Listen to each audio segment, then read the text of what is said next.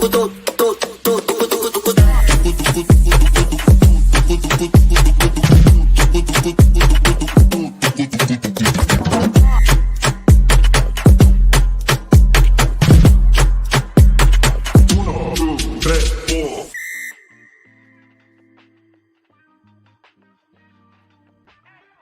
up, everybody? This is your boy Kanal, aka Black Man Travels. Don't worry, guys. I made sure to unmute myself. Can you guys hear me loud and clear? Please say yes or no, because of course last night I experienced some issues about doing a whole 15-minute monologue on mute. So I made sure all my technical things were actually unsituated.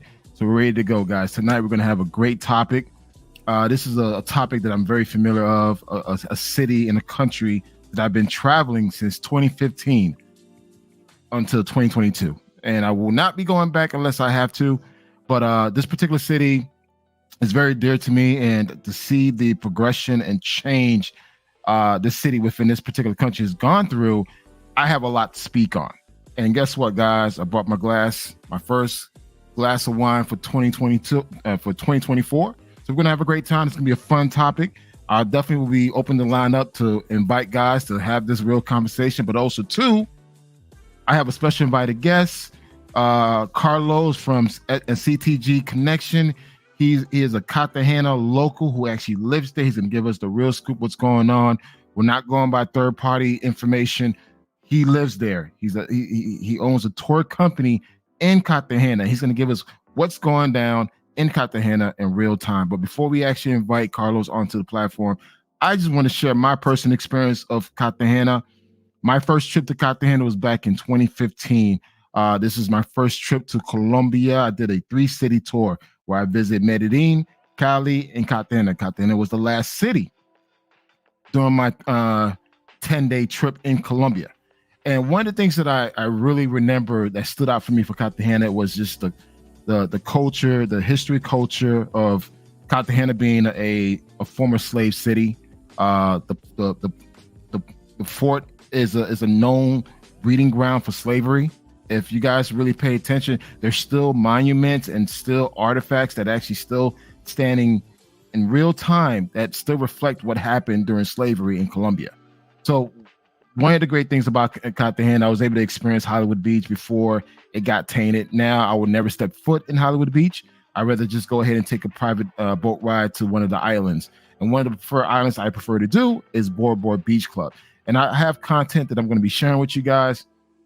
And again, guys, I know Cartagena. I can speak on Cartagena because I've explored Cartagena. I don't focus on space. I don't focus on delirium. I don't focus on the clock tower. I actually explore the city of Cartagena, inside the wall and outside the wall. I've been to Boca Grande and the surrounding communities, guys. Cartagena is a safe place to go. You just got to learn how to move correctly. And now with the recent decree installed by the new mayor, just in case you guys don't know, Colombia just recently had an election. There's a lot of new mayors across the country, and Cartagena has a new mayor, hence why all these new laws are being implemented. So Carlos is going to be talking about that, and we're going to actually have a great conversation and giving you guys the real deal about Cartagena.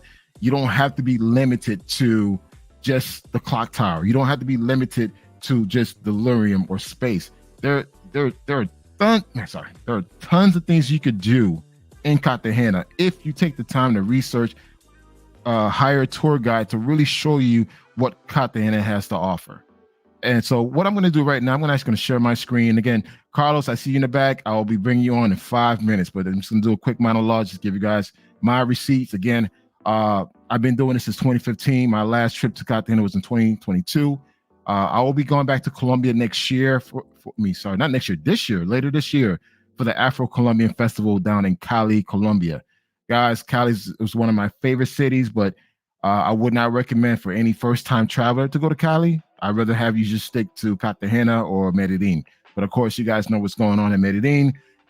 Just be smart in how you move. Just be smart in how you move, man. And we're going to talk about these things. So, guys, I want to take the time. I'm not one of these content creators or YouTubers that just talk about a particular country and show no content. I have real receipts of my travel experiences. I've met other brothers from various groups, from various Facebook groups, WhatsApp groups in Colombia, particularly in Cartagena. So I'm going to go ahead and share my screen in case you guys have not visited my website. I do have a website called blackmantravels.com, blackmantravels.com. And my website focused on 4 pillars: travel, health, relationship, and business. I talk about these 4 things on my website. So if you really want some real-time information, pictures, video experiences, interesting articles, come to my website, blackmantravels.com. There's a lot of information. Also, too, if you want to reach out and have any particular question about any particular city that I've been to or country, please feel free to reach out to me. So right now, what I'm sharing is my website. Just want to make sure you guys can see it. I do have a YouTube channel, Facebook group, Instagram, and of course TikTok. So guys, look up Black Man Travels. You'll find me in all 4 channels. Recently, I just plugged a new blog that I just written 2 days ago, the 10 Keys Essential on Pivoting and Overcoming Challenges. Guys, it's a great read. So far, I have over 100 views that actually read my blog. So again, there's tons of information, guys. One thing that we need to break away, the stereotype that Black men don't read. If you want to hide something from a Black person, put it in the book. Guys, we need to put more effort in reading, put more effort in researching, so we're fully aware of what's going on. Don't go by based on what someone else say. There's a lot of information out there for you to actually enhance your travel experience if you take the time to read and apply these best practices. So again, guys, make sure you travel back and make sure you check out blackmantravels.com. I have a lot of my pictures, videos, experience from various countries. You'll have a great time. But today's topic is Cartagena, Colombia. And again, Carlos, I see you in the back. I'm gonna bring you up. I just got to go through my receipts real quick, guys. In 2022, I had the last opportunity to go back to Cartagena to attend a colleague's wedding, and it was a great experience. I had a great time, and I met a few great brothers while I was there. And some of the places we decided to do, we wanted to explore the city. So I was able to actually capture 3 key events while in Cartagena. I'm going to show them. First, it was the volcano tour. I'm not sure if you guys ever done this before. This is a mud volcano where you could go there and just take a mud bath inside a volcano. And this is an active volcano. So I always recommend that if you actually fly into Cartagena, let me pull this up real quick.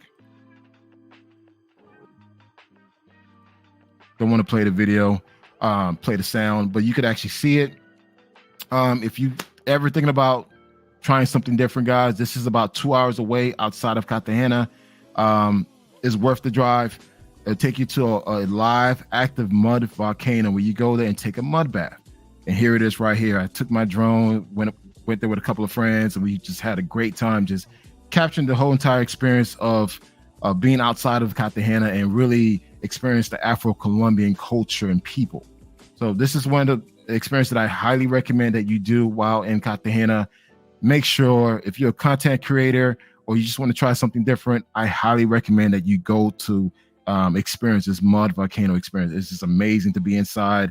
And it's just an interesting experience, man. Go out, have a good time, smile and meet people, network, and just enjoy the moment. So again, I can't recommend this more than enough. If you're in Cartagena, you want to try something different. You don't want to do, the Hollywood Beach or, the same typical stuff, get drunk, stay in the house all day and party at night. There are a lot of things you could do in Cartagena if you hire a tour guide or you just do your research. I personally like to hire a tour guide because they just make things a lot easier.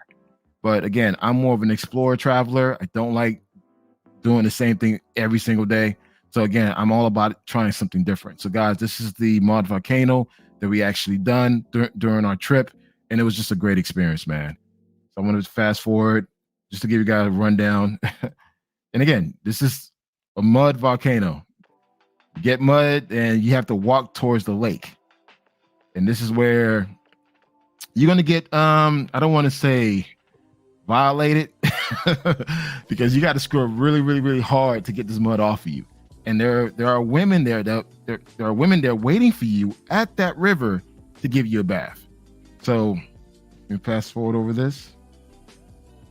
Now, as you can see, you see the ladies rubbing them really hard because again, the mud is very thick and heavy. So it was important that in order for you to rinse the stuff off of you, someone literally have to rub it off of you. So there are women there. Of course, you tip them and they'll make sure that the mud is off your body and you'll feel refreshed. And I'm not gonna lie, dude, my skin felt really smooth afterwards. And it was worth the trip, man. It's hot, you're in the water, mud, you're just having a good time. You feel like you're being a kid again. So something I highly recommend that, if you ever in Cartagena, try the volcano, hire a tour guide. It's a 2-hour drive, or an hour and a half. Go out there and experience it and just see something different.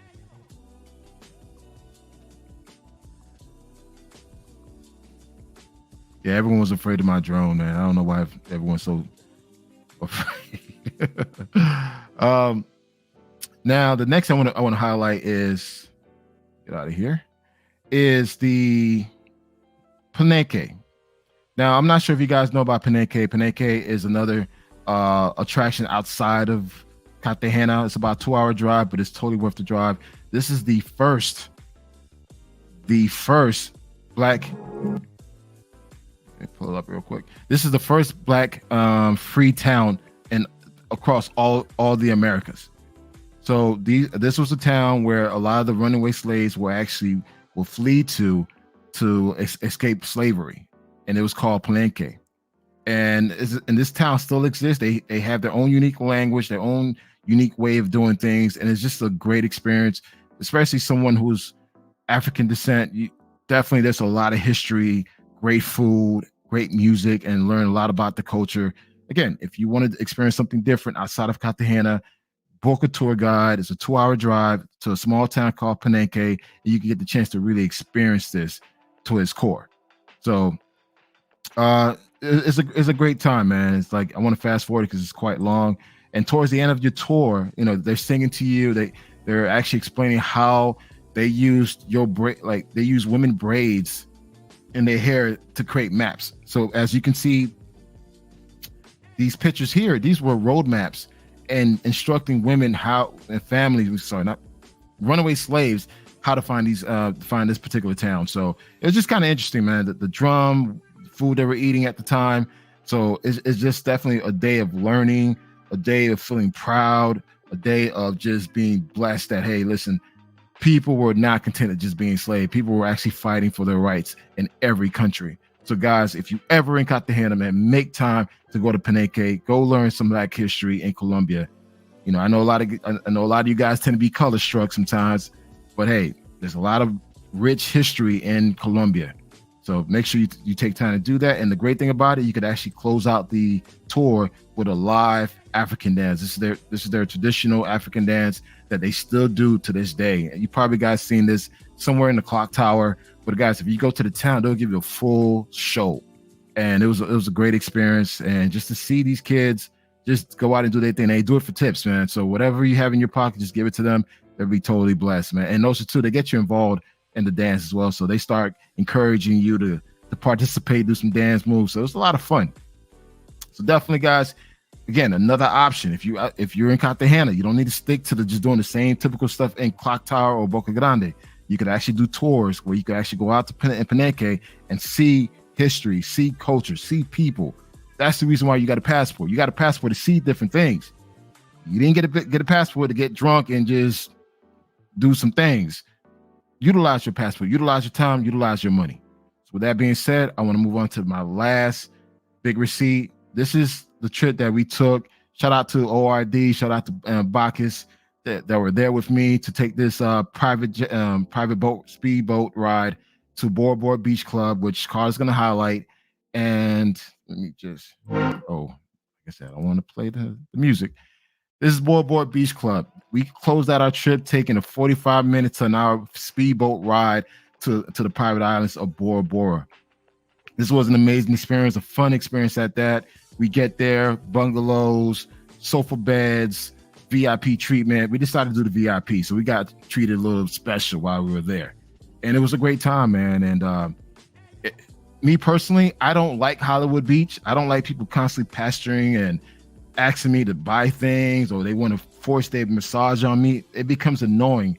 The whole point of me going to a beach is to relax, to enjoy, to chill, and Bora Bora provides that. A lot of the private islands outside of Cartagena provide that privateness, that relaxation, that you won't get harassed compared to you being in Boca Grande. So guys, if you ever in Cartagena, you want to try something different, man, you and the boys grab some girls, get on this speedboat, go out and enjoy yourself in Bora Bora Beach Club, or there are other beach clubs out there where you can just go out there and enjoy yourself.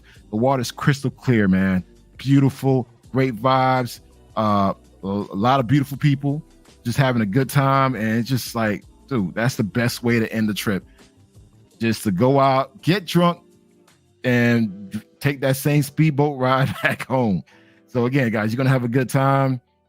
Just keep an open mind and just enjoy yourself, man, guys. So that's all I can say. And man, again, Cartagena has a lot to offer, guys. Don't get stuck on stupid on Clock Tower. Like for me, I could go to Cartagena right now and not even go to Delirium, not even go to Space, not even go to the Clock Tower. I know so many spots I could go where I could see non-Americans and have a great time. So guys, again, do your research, hire a tour guide, and definitely make an effort to explore the country. With that being said, I have my guest that I want to invite, Mr. Carlos Perez of CTG Connection. How you doing, brother? I'm good, bro. What about you? I'm doing good, man. It's like, I just got back to the Dominican Republic, and when you reached out to me, I was in DR. And I was like, yeah, live. Bro. Thank you so much for inviting me to your channel. I really appreciate it, bro. No, it's all good, man. So today's topic, man, we're going to go ahead and talk about Cartagena. And again, we want to give real information. We're not going based on assumptions. These are people that live there. You experience Cartagena on a consistent basis. So what's going on, Cartagena? Is it shut down? No. Cartagena is not shut down. It's just like we have like a new mayor, and then like he's setting out like a lot of like new laws like with the city, and then it's basically like messing with the working girls, like the escorts, like also like with the local vendors in the clock tower. But Cartagena is still the same, but it's messing just like with like I said, with the working girls, with the local vendors in the clock tower. Now, I'm asking this: why did the new mayor of Cartagena decide to put all these new restrictions in Cartagena, especially in the clock tower area?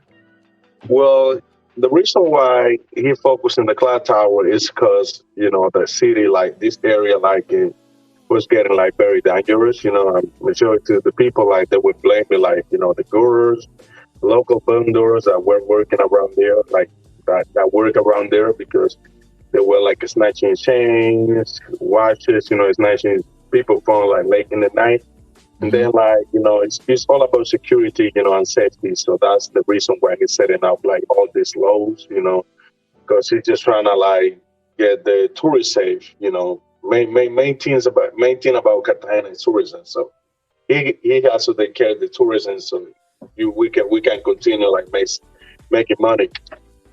Well, the fact that the new mayor just came immediately and made all these new changes in Cartagena. Now they're restricting motoconchos, they're restricting cars entering the clock zone area. I actually have a video I want to share with you guys. This is a live footage as of yesterday.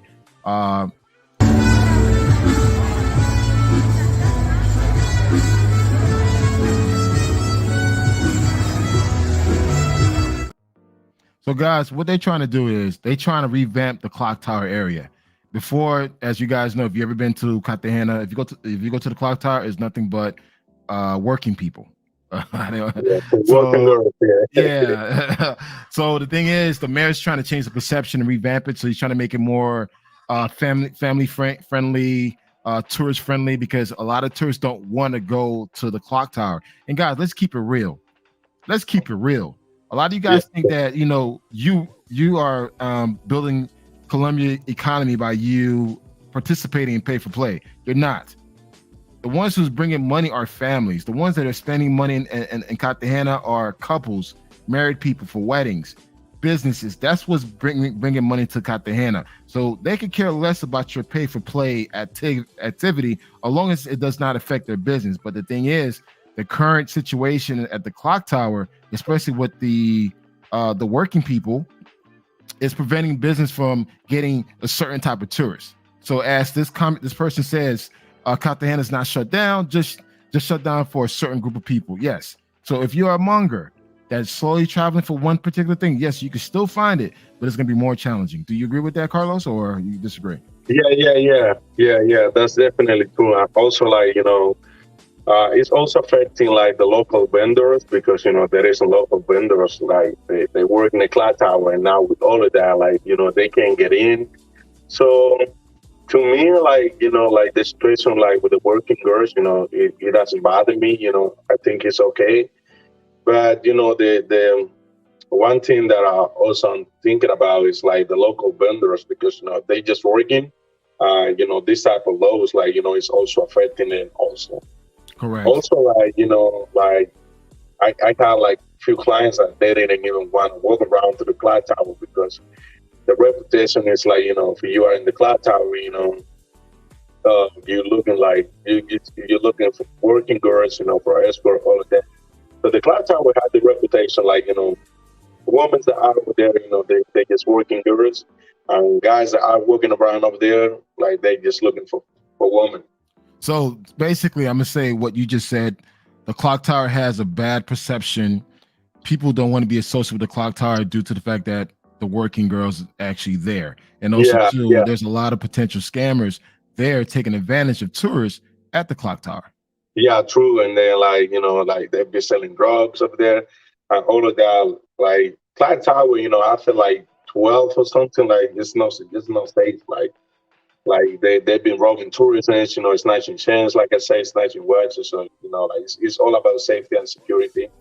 Also, about the clubs, it's like they went to few clubs and then like they they realized like they were missing like a lot of stuff, like they were breaking up some loads, and then that's the reason why they closed it. Those clubs, like those to be that space.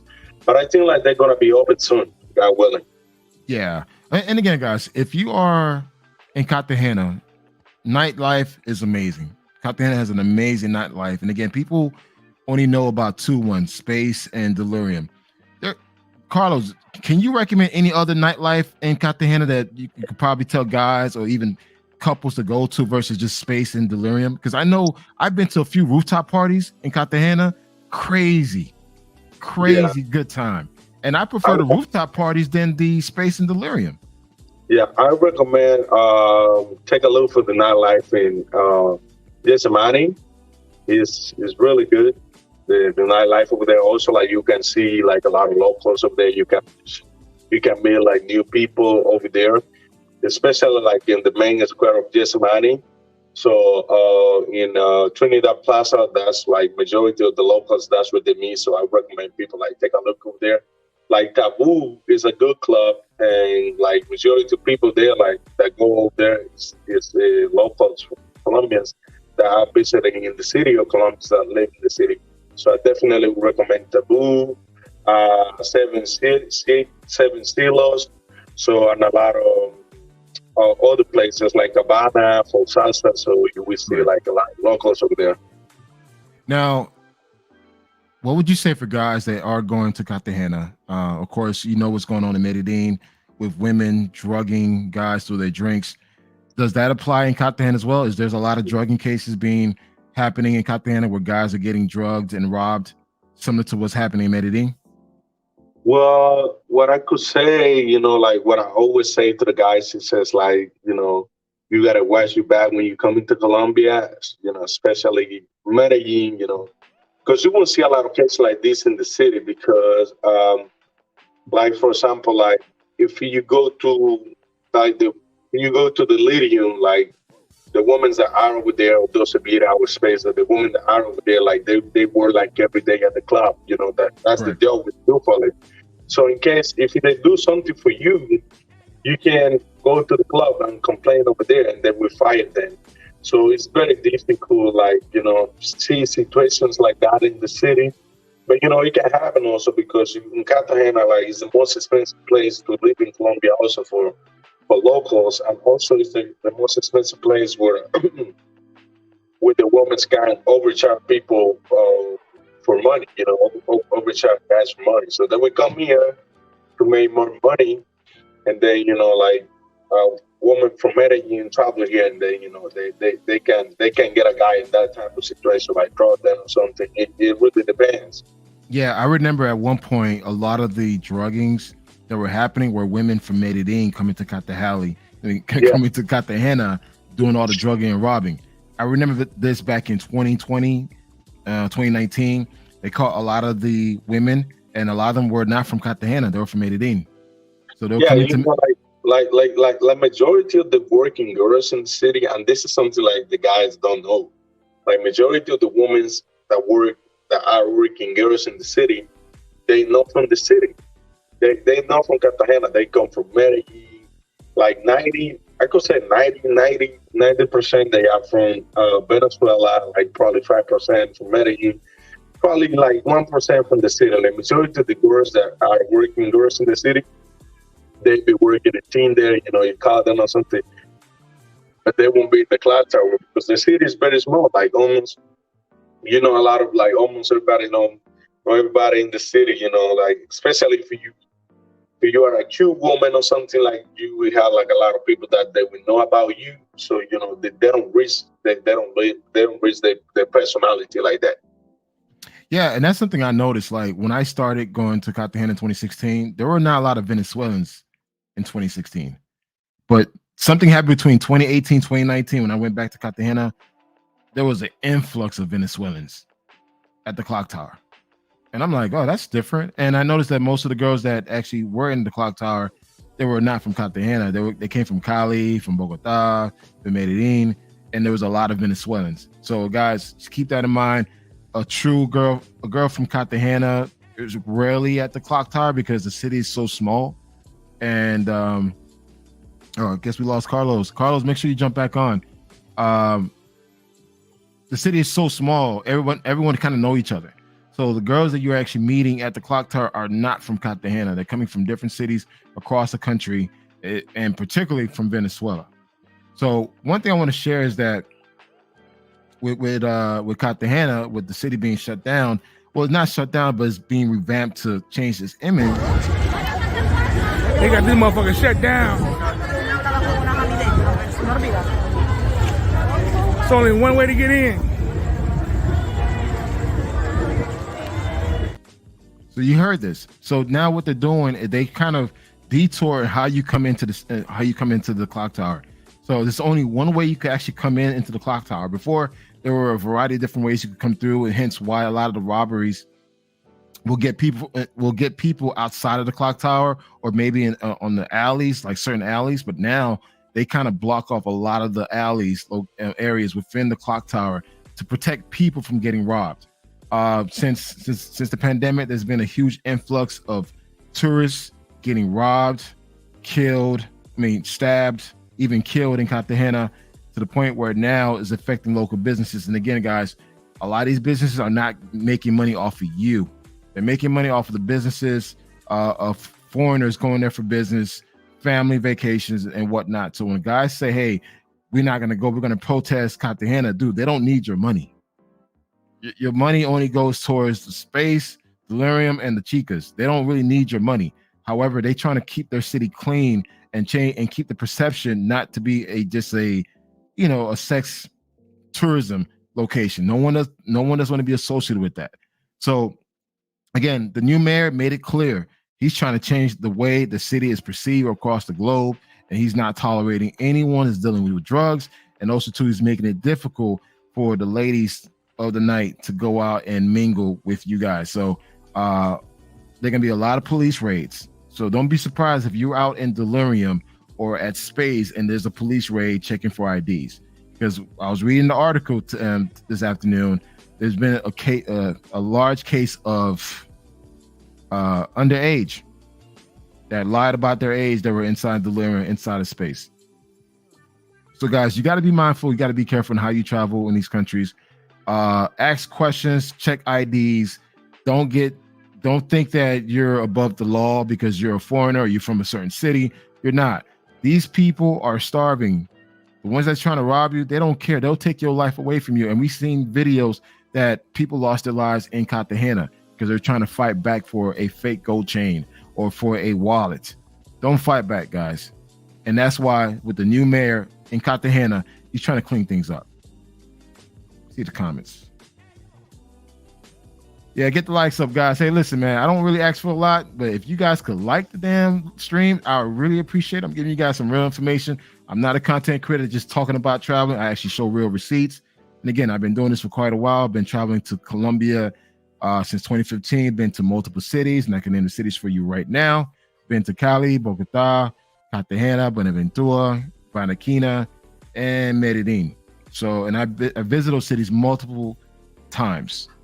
And you guys could have an amazing, great time in Cartagena, but just don't get stuck on stupid because the so-called clock tower is shut down. I'm hearing people, hey, we need to protest Cartagena, or we need to find other places. Like, bro, you can still go to the same place. You and I could travel to the same city in Colombia and have two different experiences. And I know for a fact that my experience is going to be better than yours because I took the time to do the research. I'm not relying on one particular action or location to determine my level of excitement in that particular city. So guys, again, there's a new mayor in town in Cartagena. He's being very strict on drugs.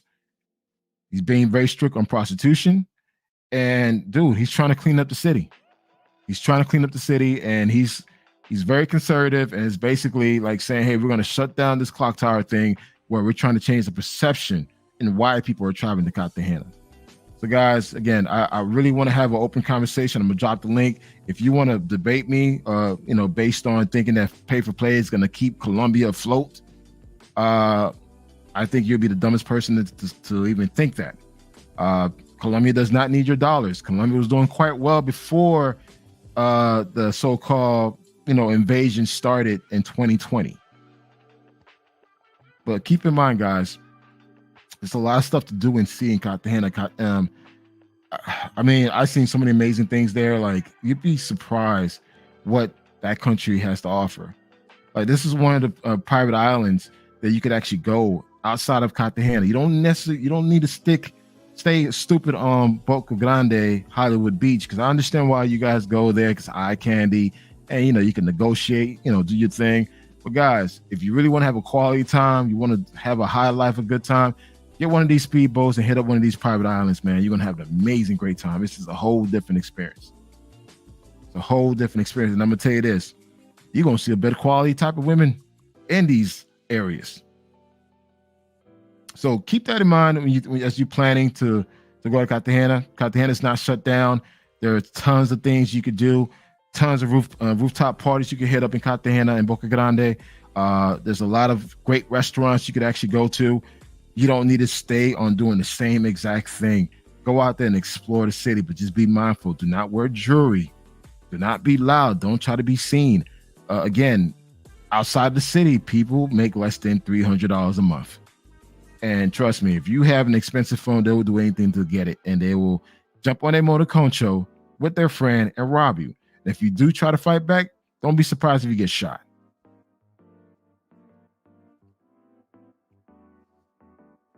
So, again, I'm hoping Carlos could get back on. We lost Carlos, and we could definitely continue to have that conversation because he gave me a lot of insight what's going on in Cartagena. All right, this person said, what city and country are we talking about? We're talking about Cartagena, Colombia. Tired of seeing silly Negroes in clubs. Yeah, man. Look, guys, again, there's a lot of stuff you could do. Is there a link to hop on? Yeah, definitely. I'll drop the link down.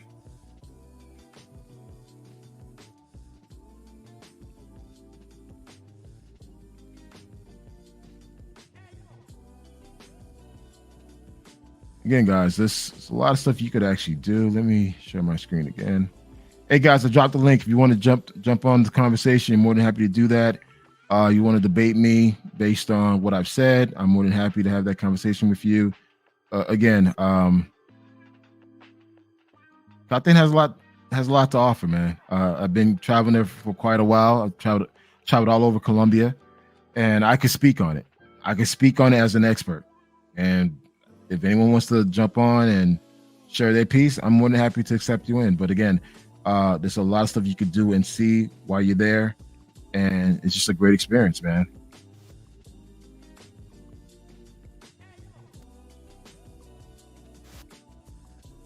Hey, what's up, Buck Travel? How you doing, man? Hey, salute. No, man. How you doing, bro? I'm doing well, man. Happy New Year's, man. Happy New Year's, man. Happy New Year's, man. Anything big planned out for the year in terms of trips? Yeah, I got some trips planned out. Of course, I got to go back to DR to take care of some things, but I'll be going to Mexico City in April. Okay. I'm looking forward to that trip, man. This is a big trip for me to celebrate my 46th birthday, and I chose Mexico City, man, to go out there and have a great time. So I'm looking forward to it. Nice, man. I got a lot of trips coming up, mostly in Asia and Europe. So I kind of want to diversify from South America because I was just getting tired of just going to the same continent over and over again. So it looks like East Asia and Europe, and I'm hitting some countries in Asia that not a lot of these dudes go to, like Malaysia, Singapore, those kind of countries. Then in Europe, I'm hitting Turkey. Then I'm also hitting the Netherlands, Sweden, Norway.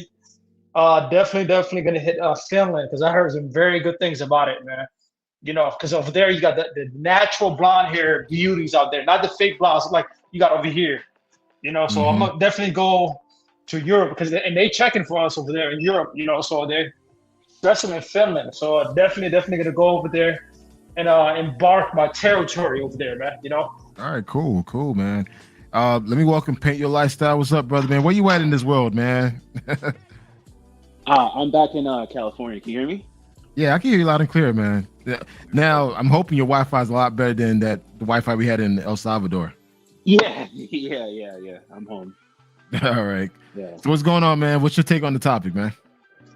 First of all, congratulations on your newborn. I saw that, man. Oh, thank you, man. Thank you. Yeah, 45 with another one. It's not easy, man. You start realizing how much you got to bend down. Yeah. You start having back problems. I'm like, damn.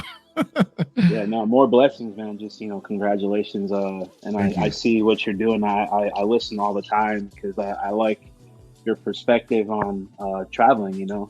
I definitely take a lot of P's and Q's from you. So this is great.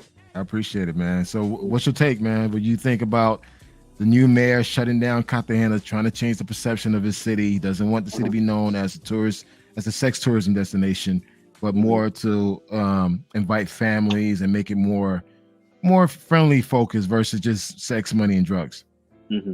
I'm definitely an advocate for safety, man. I've seen it firsthand in Colombia. I've seen it in Brazil.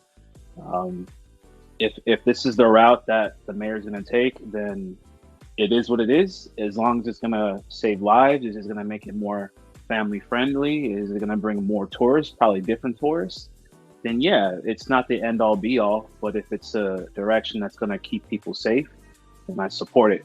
On top of that, there's a lot of other things to do in Cartagena that are actually really fun. Correct. I agree. There's tons. There's I think you mentioned already, but there's I think one place that people don't really know about. There is like a floating hotel or hostel outside of Cartagena that people don't talk about a lot, and it's just as fun. Oh yeah, actually Ace Live did a segment on that. He spent a couple of days at that island, like a floating hostel. Yeah, where he like literally it was one of his best videos that he actually did. I really enjoyed that. Yeah, like that. I have a friend. He's another travel YouTuber. He actually discovered another thing I never knew about. It was like a how do you say, like a all black party on a different island. Like they pick you up from like a certain port, like how you go to Bora Bora. Yeah. And you're just partying on a different beach that I've never heard of in this part of Cartagena. And he said he made a video. His name is Lord. It was such an amazing experience for him. And he was like, dude, like I never knew about this. Just by searching on Instagram, I found out about this secret party that you could also enjoy as well as Cartagena. So like you got Bora Bora, you got the hostel in the ocean, you got this secret black party, you've got other beach parties. So you got Palenque, you got rooftop parties. Like there's tons of things to do in Cartagena. It doesn't just have to be inside the wall itself, even though that is the selling point of Cartagena. I totally get it, but this could be an opportunity for people to really see Cartagena and all it has to offer. Yeah, and I agree with that. And I know exactly what you're talking about. That there's an island where they have, it's like an Afro-Colombian reggaeton Yeah. party they had, and I seen the baddies, man. I'm like, Yeah. brothers, Yeah. like, here's the thing, like, I It's tell guys crazy. all the time, you are missing out so much because you stuck on fucking stupid on 3 things. And I'm like, bro, you could just go left and make a right. It's a whole different segment of people. Yes. Yeah. And it's just like the island parties are so much better than going Lit. to Hollywood Beach. Hollywood It's Beach really is so lit, yeah. annoying. Yeah. Like, It's you really trying to lit. relax, and the thing is, they're like, you tell the vendors, and again, you want to support them. It's like, hey, we black people. I get it, but Exactly. bro, let me relax. And you can't, man. And they force upon themselves on you. How can you relax at a beach where you're constantly being pestering? And it's like, for me, I'd rather go ahead and pay that $100 for that private experience. I'm sorry. Yeah. Mm-hmm. Yeah. I've been to is Hollywood Beach, right? That's what it's called. Yeah, Hollywood Beach. Yeah, Yeah, it's right in Boca Grande. Yeah, I've been there. Those vendors don't really annoy me because I get it. We all gotta hustle, but like, Yeah, if I'm having like a vacation from work, I would want to just relax. You know what I mean? And you can't get that there. So if that's the case, I would spend the extra 100 for like a rooftop and just be on my own. But that's not the case. Like I think people should start venturing out because Cartagena is full of great things to do. and the thing is, people talk about the food, right? I'm like, bro, I have some great food in Cartagena. I go places where most people don't go. Mm-hmm. Sometimes these little small mom and pop restaurants serve the best food. Yeah. And Black Man Travelers, that's what differentiate you between you and these travelers.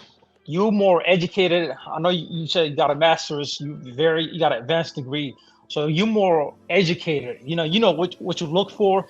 You know how to utilize AI when you're searching for things. So Correct. you're more on the educated side. That's where a lot of these dudes. Some of these dudes only have high school diploma. So it's like when they do Google search, they only going off by what's on YouTube. And sometimes they can watch a YouTube video and they point them in the wrong direction. So that's why a channel like yours is very, very important, man. Keep doing what you're doing, bro. Look, I'm gonna say that I'm gonna keep this real with you guys. When I research travel places, I don't look at black content. I'm sorry, I don't. I don't. Man, look, there's not a single black content creator could teach me.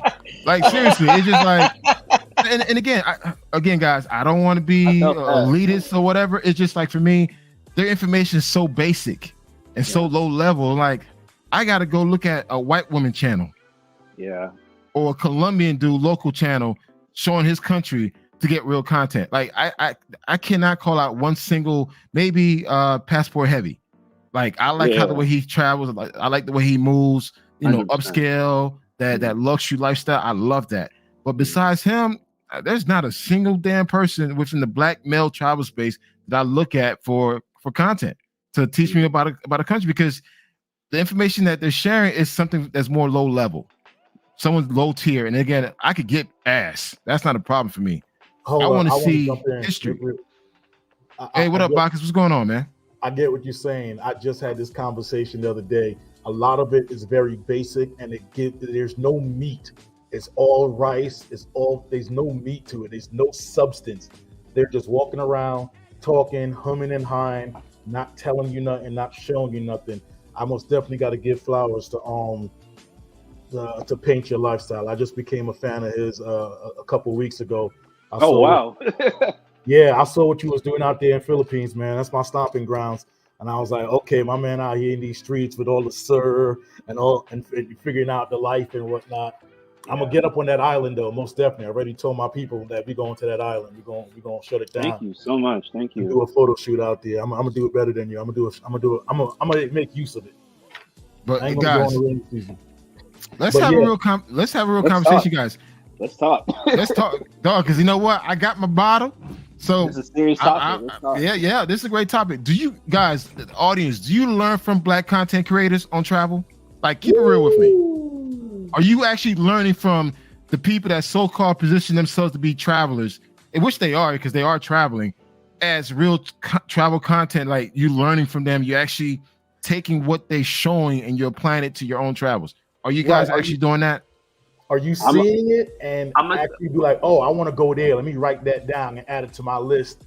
Oh, okay, this is the best place. Are you getting that, or is it just watch me have fun?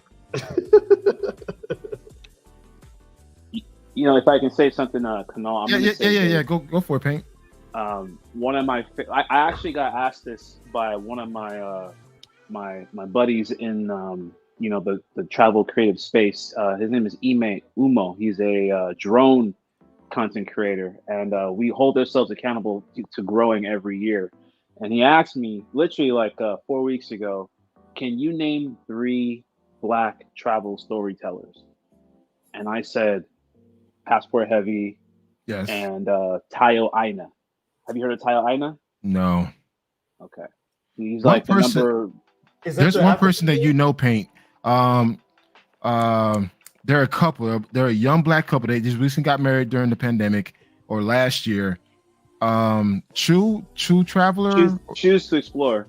Oh my God, I love Yo, it. he's killing it. Yo, he's about to. Oh my God, man! Like hands down, hands fucking down, dude. He's about to change the game this year. I'm telling you. I'm gonna tell you this, guys. If you guys not subscribed to this man channel, this man gives you real gems information. Like, man, every country he goes to, I go to, and guess what? I'm so aware of.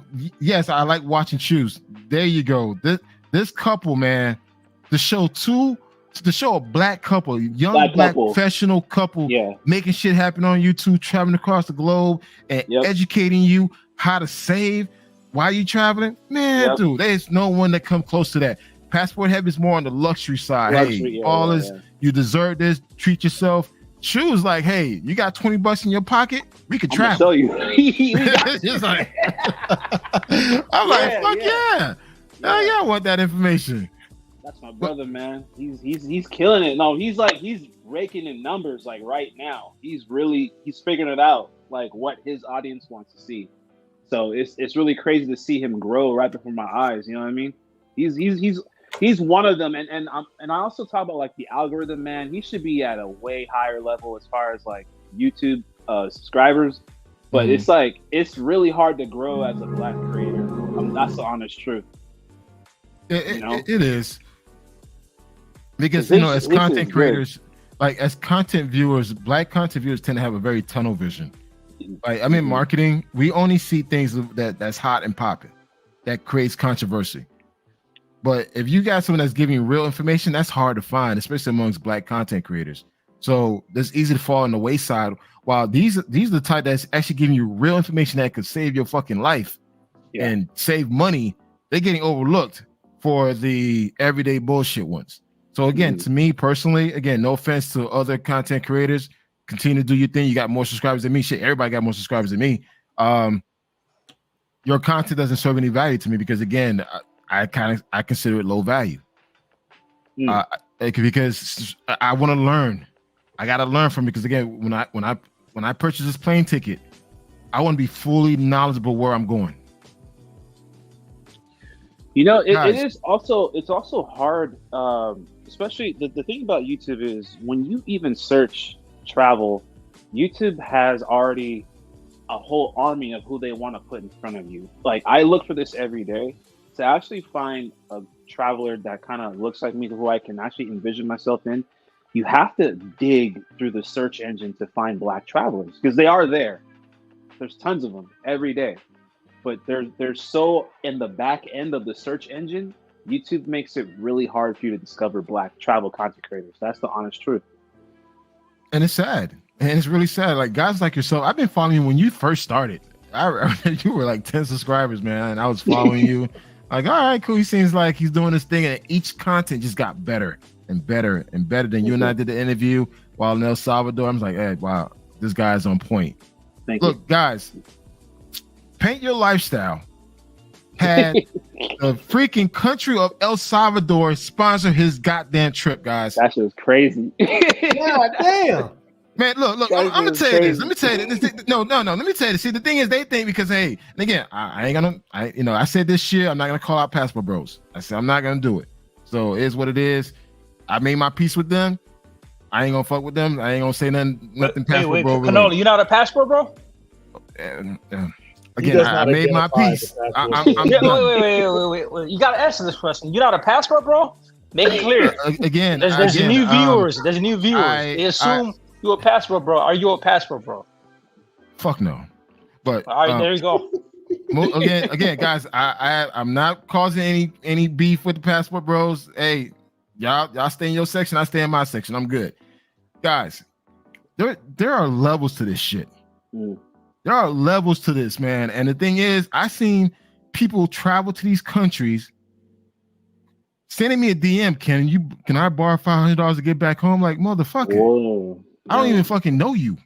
Like, whoa. I had guys. Look, let me tell you this, man. You know, having a Facebook group, I have multiple Facebook group, WhatsApp groups. People will hit me up saying that, hey, they dead broke. They can't get back home. And I'm like, bro, you better call your mama. You better call somebody, because I can't help you. But then again, there are other travelers out there that are actually plan out their trip so thoroughly. Yeah. They got a plan B, plan A, plan B, plan C, plan D, plan E, plan F. And those are the people that I fuck with. And the thing is, someone like Paint Your Lifestyle, to have a country, the travel tourism department, reach out to you. Fucking dude, guys, understand this. A country, El Salvador, is trying to change their image and how people perceive country. And I've been to El Salvador. El Salvador is amazing. El Salvador is beautiful. God is good. The country Department of Tourism reached out to Paint Your Lifestyle, gave him a full sponsored trip with a damn driver. Amen. With a goddamn driver to take him to different places. Amen. All expense paid to share his testimonial of his experience in El Salvador. That's next level. That's next level. Man. That's passport heavy type of shit. You look, Paint Your Lifestyle. I'm gonna give you your flowers right now, brother. Thank you. There. You're already there. It's just you just don't have the numbers to support it, but you are there.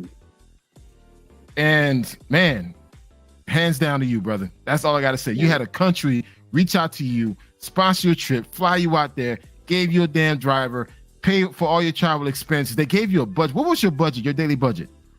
Man, I didn't pay a single dime, bro. They paid. Oh man, I didn't spend not $1 on everything. They was like, listen, we have an opportunity. We are trying to change our country in a better direction for tourism. They also gave me some homework to do before coming. Like, if you don't know about our country, definitely read about it. You know, and they said, whatever you want, we will give it to you. You're going to get 3 meals a day. If you're hungry, you can also order from the hotel we're going to give you. And they didn't put me in the hotels. They said, research the hotels you want to go to in our country. So I said, say less. And I looked at the best ones. I'm like, this is where I want to go. They said, where do you want to go? This is like, I looked up like a bunch of El Salvador videos, like where I've always heard about. And they made the itinerary for me. So it was crazy. It was about El Salvador, crazy. You know, let me share some El Salvador content. Man, bro, and again, guys, that's just next level stuff, man. So, guys, there's different levels to this, man, and I think it's important that where you get your information from is important. Now, I understand there's a lot of consultations out there people paying for. My thing with consultation, make sure this person is knowledgeable about where you're going. A lot of information that you're getting, you could just Google it. It is what it is. And now with AI, I could get it more accurate information. So again, if you got money to spend, you want to talk to somebody, shit, hit me up. Put $100 in my pocket. I'll be good. I'll give you all the information you need.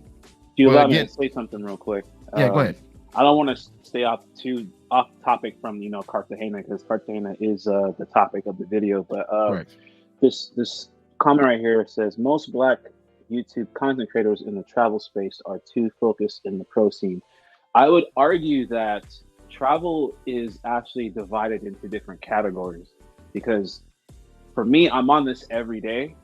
I would say there's Black travel, and then there's like Black men traveling. unfortunately, when you type in, and this is just searching on YouTube, when you type in black men traveling, you're gonna get a different package of content versus black travel. So it's you have to be really detailed on like what you're searching for, because when I search for black travel, it's usually like single professional women traveling, making blogs, or couples, interracial couples, or black couples. But when you type in like certain countries have their own algorithm too. It really depends what your detailed search engine is. So I wouldn't argue. I would argue you can't just group black travelers into the same umbrella, because when you have travel, you have luxury, you have food, you have budget, you have what else? Excursions. Different categories. Is what I'm trying to say. Yeah, we get that, and that's important. Hey, welcome back, Carlos. What happened, man? You kind of fell Yeah, off. bro. Like, I don't know what's going on. Like, the whole city is getting problem with the Wi-Fi. Yeah, Okay, I'm now using my other phone. Okay, well, hey, welcome back to the show. This is getting really interesting. Thank you so much, my brother. All the guys on the panel been to Cartagena. They can share their experience. So, guess I'm gonna do this. Paint Your Lifestyle. Can you share your own experience of Cartagena? What the good, the bad, the ugly? Then we'll move on to Buck Travel and Bacchus. Yes, sir. Okay, so I've been to Colombia twice. I've traveled through pretty extensively, and Cartagena, the second time, was I would say very overwhelming. Between the day and night, I would say the good thing about it is there's always something to do. Heat is always a thing. The nighttime is vastly different from the daytime. As far as con, I definitely felt like walking piece of meat. I'm gonna keep it a $100. I definitely felt like a walking piece of meat. This is the first time I actually avoided eye contact because I don't want to send the wrong impression. I've never been to these places called like Space and Delirium, because when I film from 9 to 5, and by the end of the night I'm already like tired and sleepy. I think that's all I can really say. I would definitely encourage people to still travel to Cartagena. So let me ask you a question, bro. Like, how many times you say you've been to the city? Twice. I even had a collaboration there too.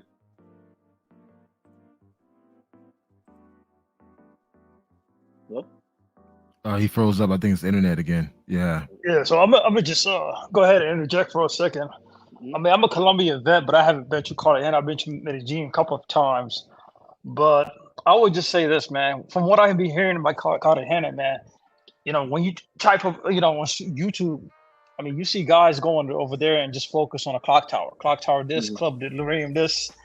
I'm assuming Cartagena is bigger than that. There's other places where guys can go to, or people can go to and have fun. Like Medellin, like Medellin right now. Medellin is more than the Parque Jerez.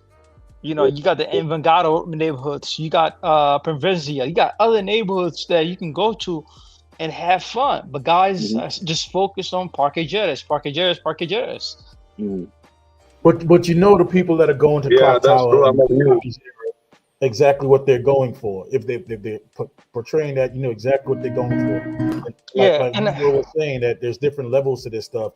There's guys that go out there to manga. There's guys that go out there to tour. There's guys that just go out there just to go and get away and about whatever. So the different levels, you have to just separate yourself. Yeah, exactly. Exactly. True. I feel like I also think like guys, some guys, they just talk to one place, like now, like they've been accepted at the clock tower, and they just want to discover like something else about the city. There is so many things that you can do in the city, like tours, check out like the private beach club and all of that. There is a lot of things to do in the city, besides to the clock tower and the old city. Facts, 100% on that one. There's also guys that that've been to the clock tower like many times, and all of a sudden they consider themselves an expert on Cartagena. Mind you, these guys never left that block over there in Yeah. Clock Tower. So Yeah. it's like, That's you funny. know, That's funny. That's funny because like some of these guys, like they think like they know more the city than even the locals. Yeah, that's true. Yeah, I've came across several guys. They consider themselves expert after just going to the Clock Tower and Hollywood Beach. I'm like, okay, can you recommend any other spots? Nah, just Basement Delirium. That's all you got to go, man. That's all How the many hip hop of y'all- music. How many of y'all been down to the bird sanctuary, a little bit south of Cartagena?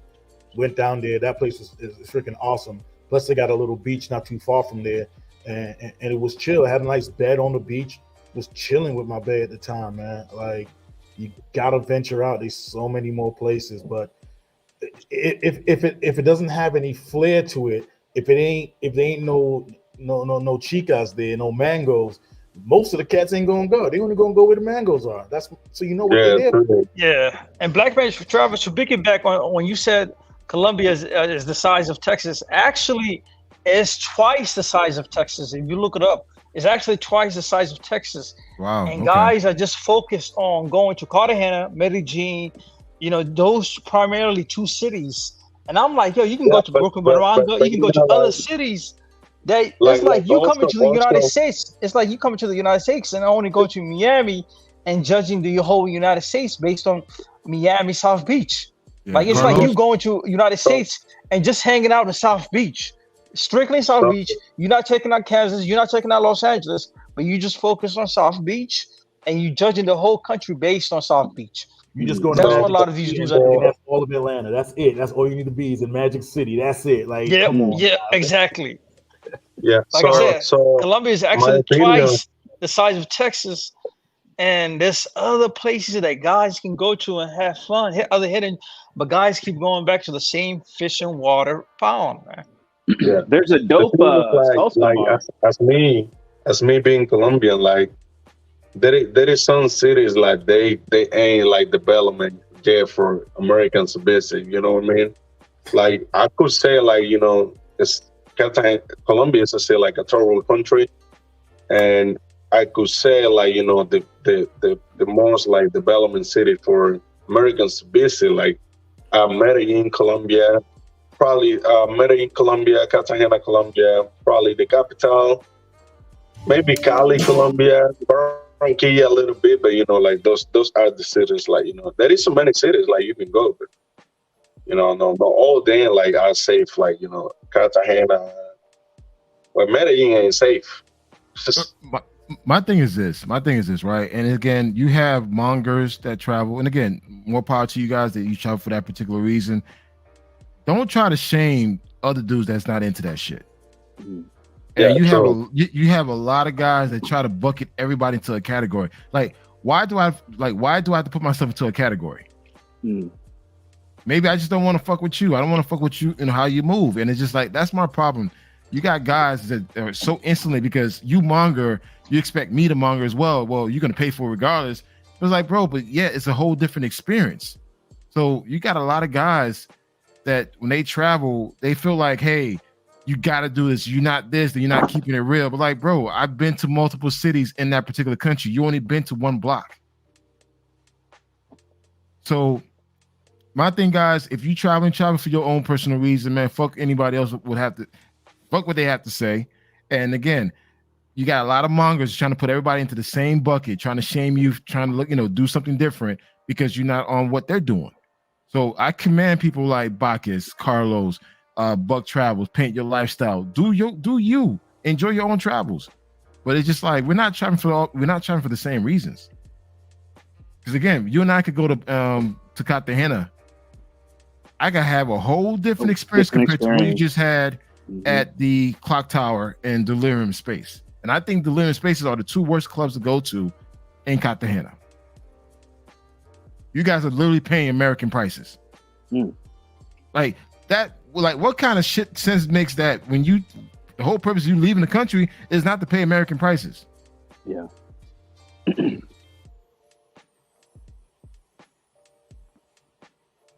Don't get quiet, guys, man. Hey, you guys woke up the beast, man. You could. It is what it is, man. I I'm was trying to sorry. say that there's a dope salsa bar that I went to last. I don't know the name of it, but probably your friend. I think he's off the room now, but Yeah. there's a dope salsa bar that I went to, and it was so crazy.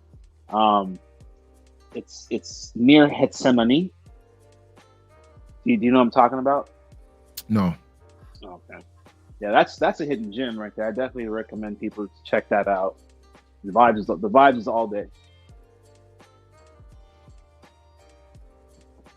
So I mean, only the people that's gonna dig deeper and not go off of surface level stuff. Most people see what others do and they want to do the exact same thing. They want to walk the exact same footsteps because they know it, they're familiar with it. They're not willing to walk off that other beaten path. Especially for you, Peyton, like a lot of the stuff that I saw you did on your channel, I'm like, as many times as I've been to Philippines, I ain't did most of that, and I'm just like taking notes, like, okay, this dude on. You came to my house and showed me where the sugar was. Like, God damn, I ain't know I had sugar. I like that. God damn. But that's what you need, though. You need people when you meet up, you be like, yo, let me tell you about these 3 hidden gems. I tell you about those 3 hidden gems, and we're all, growing instead of continuously going back to the same old. And I kind of got complacent in that. So now I need to make sure, yes, I'm a touchdown, but I have several other places I want to go when I go back there and whatnot. So yeah, it's totally on the person. Most people now getting their legs for the first time as after COVID and realizing, the women are in the matrix and blah, blah, blah. Fine, go to Cartagena 2-3 times. They're going to go to Medellin 2-3 times, but what's after that? Are you going to venture out more? Are you going to go to El Salvador? Are you going to go to Chile? Are you going to go other places? Are you going to start learning the language? Chile. Like, what's the game plan? Somebody here has been to Chile. My man just got back. I have not. I think Austin Hahnemann was talking about it today in his YouTube live, talking about going there. But I just want to piggyback on. I hear there's a lot of earthquake over there. Yeah, there's a lot of equity. So yeah, another point is make friends with the locals, the local dudes over there, because they've been living there all their lives, and they can show you, the shortcuts, the cheap prices, the hidden gems of the city. I say this, Buck Travel. I say hire a tour guide. That tour guide can give you all that information you need. And again, guys, look, a lot of these tour guides in these countries are not expensive. You guys are paying more for the box than for a tour guide. And yeah, that's the same. Go ahead, Carlos. Go ahead, because you're from there, man. Yeah. Like a lot of people, like, they get hurt. Like when tour guys trying to give them a price or something, but they be paying more for a woman. Like people do with the money what they want. So I don't judge nobody. So I think a tour guide is probably one of the best things you can most definitely do. It means to be part of your checklist. All right, got the flight, got the Airbnb, got the tour guide, got money for food, got money for liquor. Yeah, let's go. I think that is something. I'm sure like tour guide, they're very helpful, bro. Like I'm sure like if the guy that got killed in Colombia, he would have a tour guide, it would have happened to him because he would have explained him, like tour guide would explain him better, like the area where he was. They probably might change his mind and move to somewhere else or something. If he would have a tour guide. Yeah, I definitely agree. And make sure the tour guide is actually a local, not a Western or American tour guide. Make sure the dude is actually from there. Not some expat. Not even an expat. Not someone that just got deported from the States. You guys got to be careful who you talk to. Man, you gotta really I'm just being real. Ain't nothing wrong with D14. Come on now. I mean, okay, all right, guys. You know what? Yes, I still believe.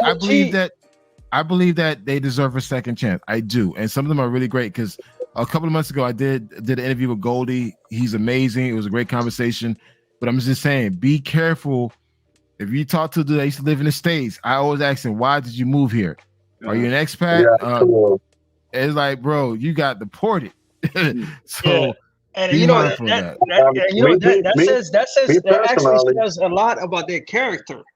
Because yeah, I me ran into this personally, one like, dude, travel guide in Medellin.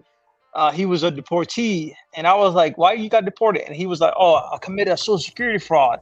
And I was like, I got the hint, and I was like, "Yep, I'm not trusting this dude." You know, I know yeah, you want second because chance, like, but I that know speaks volume personally, about like, yourself. I personally, like, I don't like to hang out with people like, they've been like this type of opinions, like they because you never know, you just never know. Sometimes like they don't even tell you the truth, and they just want to be like hanging out with you, and they never tell you the truth. And you don't know if you can get in trouble because of that. I'd rather like not hang out with those type of people. Okay. Yeah, And also, guys, be careful. The guys that live in these countries that are Americans, majority of the time they're broke. So they trying to leech off of you. Guys, be mindful with some of these so-called expats. They label themselves as expats, but they're really not expats. They decided to relocate. Now they have no money, so now they're just trying to take advantage of any American that come into the country as a tour guide. Be mindful of that. Yeah, but also I think like, now like a lot of people, especially guys, they getting desperate and they're trying to do like anything to move outside of the US. And they're trying to do like they might sell like their mother for money. They move down to Colombia, Brazil, Thailand, or anywhere, because they're just trying to leave the US. Yep, I agree. So guys, again, there's a lot of upside in hiring a tour guide. For Cartagena, if you really want to experience Cartagena for what it is, hire a tour guide. I have Carlos Perez. He's a tour guide there. He lives there. He's a local. He's a brother. He can have your best interest. And guys, you guys put more money towards the chica that's going to rob and drug you than putting towards something that has more of a valuable experience, guys. All the stuff that I did in Cartagena, I used a tour guide. Bacchus and I use a tour guide. The tour guide handles everything for you. The coordination, the pickup, like arrangements. Our tour guide got us out of that scrape, remember, when we was leaving? Yeah, but I'm just saying that's the benefits of having a tour guide. Having the benefits of someone like Carlos to be there and be your person, your right-hand man, to take care of any situation. If you get pulled over by the cops, Carlos is going to handle it. If a chica's trying to drug you, maybe he could save you. I don't know. But just be mindful by having a tour guide that's from that country, that lives in that country. There's a lot of upside, and again, you'd be able to see a lot more and do within that particular city. So, guys, again, you spend more on the box. Why not spend more money towards a tour guide that's going to actually give you right information and make sure that you enjoy your trip? Yeah, I think we got to start understanding that it's okay to spend a little bit more on yourself for safety or connections. I think we got to start normalizing that. And I understand certain people, want to travel alone. Certain people want to have a vacation. But if you're unaware of certain destinations, it's okay to spend a little more on someone who's going to hold your hand throughout a country you don't know anything about. Is that okay to say? Yes, I agree. I will spend more for safety. I have guys tell other guys, why are you going to spend $80 for an Airbnb or hotel? You could just spend $20 for this little hotel room. Yeah, the hotel room has no security, and if anything would happen to you, no one's not going to know. Yeah. I'm a strong believer. The way you live your life in the States should be the same how you live your life overseas. I'm used to living a certain type of lifestyle in the States. Bach has been around me. He knows that. I'm going to live that same lifestyle overseas. It is what it is. I'm not going to downgrade my lifestyle just to be overseas. I'm not going to do that. Yeah. If I'm used to staying at a four plus star hotel, I'm going to do that overseas. If I'm used to eating at a nice restaurant, a nice steakhouse, I'm going to do it overseas. That's the way I'm going to do it. I'm not going to scale down. Hey, let's go hang out in the hood. That shit dumbfounds me. That's scary, when dudes go to these countries. Wait, you're not going to stay in a hostel? Black man travel, you're not going to stay in a hostel? Sharing a bump date? I'm a grown motherfucking man. What the hell am I staying in the hostel for? He's past that. I'm a grown man. The hostel's for an 18 teenager, runaway, confused college kid. No, Europeans. Bro, I'm a, bro, you don't find like Black in man this Travis, hotel in City Black here, man like you don't Travis, find like old people. there's some guys that are hold on, 30 hold on, plus hold on. years old, and they stay in the hostels. They coming from the Matrix, and they stay in hostels just to save costs. And what they do is like instead of bringing the chica home, they go to the brothels instead. And I'm like, yo, I can't downgrade in lifestyle like that, man. No, I can't do that. Carlos, you were saying something, Carlos? Yeah, I was saying like you got you have like all these a lot of old people like they've been staying in the hostel, sharing rooms and all of that. Yeah. There is one hostel in Cartagena, like the name is Selena. There is one Rooms is hotel good. also like named Selena too. Yeah. But the Selena hostel, definitely be sharing room with some other people. So let me That hostel add, shit is not for me, man. That shit, wait. man. If I'm being Opinion honest, lifestyle. man. Opinion lifestyle. Go for it. let me just say some Buck travels. I also mentioned like people travel for different reasons. There is nothing wrong with staying in a hostel because I've done that too. It depends what your objective is when you're traveling. So what we're talking about is basically you get what you pay for. Yes. That's the first thing Yeah, I that's learned true.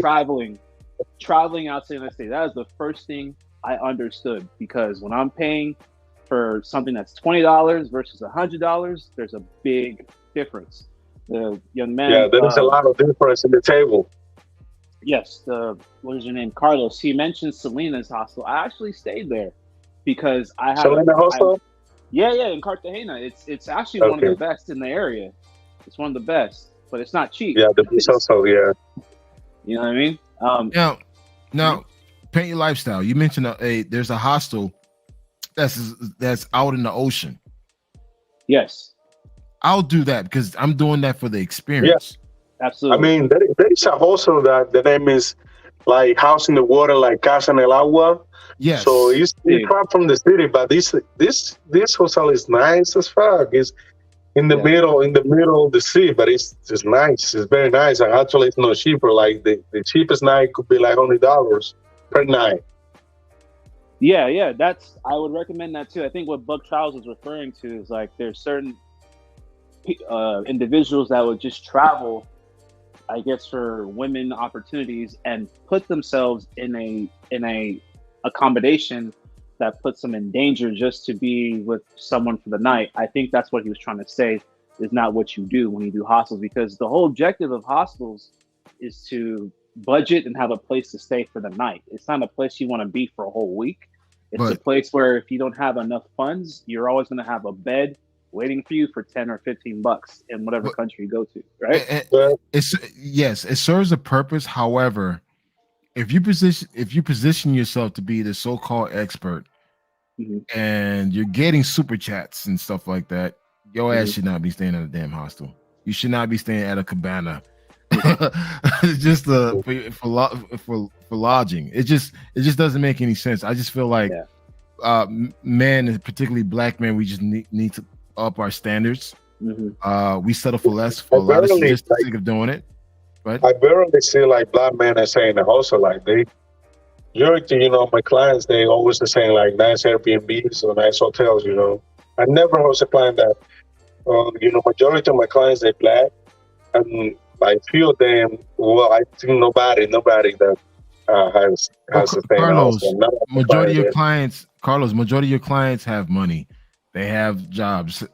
We're speaking of the dusty travelers. They're out there. Trust me, there's a lot of guys out there that's traveling to these countries wanting to stay at a cabana. Like, how can you stay in a cabana when people go there to have sex? It's like, really? You staying there? Like, well, again, I'm not judging. Again, guys, I know I don't want to be considered elitist or whatever, but I just feel like we just need to uphold a certain standard in how we travel and how we do things. And I think it's just like right now, if you don't have the means to travel, don't travel. Yeah, that's right. That's what I've been saying for a long time, bro. Like that's what I've been,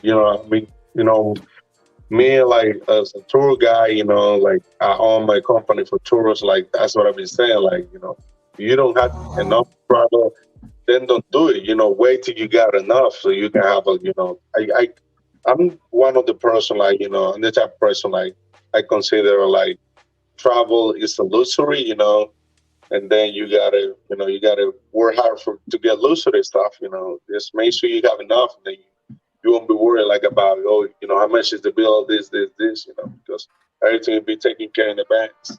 We have a question, guys. I'm gonna ask you guys. Question to the panel: do you guys date the Afro-Colombian women in Cartagena or Medellin? Carlos, you from Cartagena, man. So you date sisters in Cartagena, or you prefer the Blanca, Negra, Morena? Bro, I love the black woman, bro. I love the woman, 100%, bro. Yeah. All right. Okay. My mom, she's from a town that is name is Urabá. It's an area like they have it's a land of black people. It's close to Medellin. It's like 5 hours from Medellin. Mm-hmm. It's a land of black people, so they have a lot of beautiful black women over there. But black women all the time, bro, 100%. Yeah, that's why I go to Cali, Colombia. But you know what? Like, I was in Medellin with my fiance. In Cali with my fiance. And I didn't see a lot of black people in Colombia. I love black people in Cali, my bad. Damn, we lost him again. The Wi-Fi.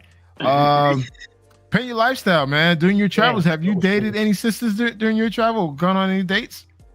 Bro, man, I don't know if I can say it online. I don't know if it's going to come back to me, man. All right. I ain't gonna put you on the spot, man. Let me see what I can say. As far as this question, I did go on a date the second time when I was in Cartagena, but she was from Barranquilla. Okay. I've never dated anyone from what is this, Cartagena? Yeah, or Medellin? No. Okay. Yeah, I dated from someone from Cartagena before, yeah, most definitely. I mean, you just go with what works with you. So to answer his question, yeah, ain't nothing to it. Still going strong. Still cool to this day. Ain't had problems, but that's just life in general. I'm not gonna lie. Every country I go to, I get the sisters first dibs. I give them first dibs. So when I see a beautiful sister, I approach. I shoot my shot, see what happens. And I give them first dibs. But then after that, if things don't work out, shit. All right, open season. So anyone can get it. But typically, especially in Colombia, I prefer sisters. It is what it is. Especially when you go to Cali, Buenaventura. Man, I seen some beautiful black women, small waist, big old juicy ass butt, nice smile. I mean, the smile that gets me, bro. It's the smile that has They smile at you and look at you and say, like, God damn, boy. I remember I was in Cali, bro. I was in Cali. This girl came in the shower with me, man. She gave me a goddamn bath. I felt like a damn toddler. I'm like, God damn. Coming to America. Man, I'm like, God damn. I can get used to this shit. Eddie Murphy status, man. Man, I'm just saying, it's just like typically every country I go to, from Ecuador, Peru, if I see a sister and she looks nice, I'll give her first dibs, man. It's just, it's something about it. But of course, after that, if it doesn't work, if I shoot my shot, it doesn't go through. Hey, all right, cool. So to answer your question, Justin Holmes, yeah, we do get sister love. There's a lot of black women in Colombia, man, from Chocó to Buenaventura to Palenque, Cartagena, and Santa Marta, San Andres, Bogota. There are black folks all over Colombia. Actually, Colombia has the second largest black population outside of Brazil in South America.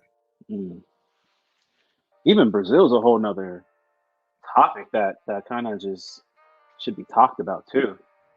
Okay, that's good. It's all good. Nah, not extreme, but like, nah. Brazil's been beaten down, and to me, I don't want to hear nothing coming out of Brazil if it has to do with Rio. I want to hear about the other places. It's so much bigger.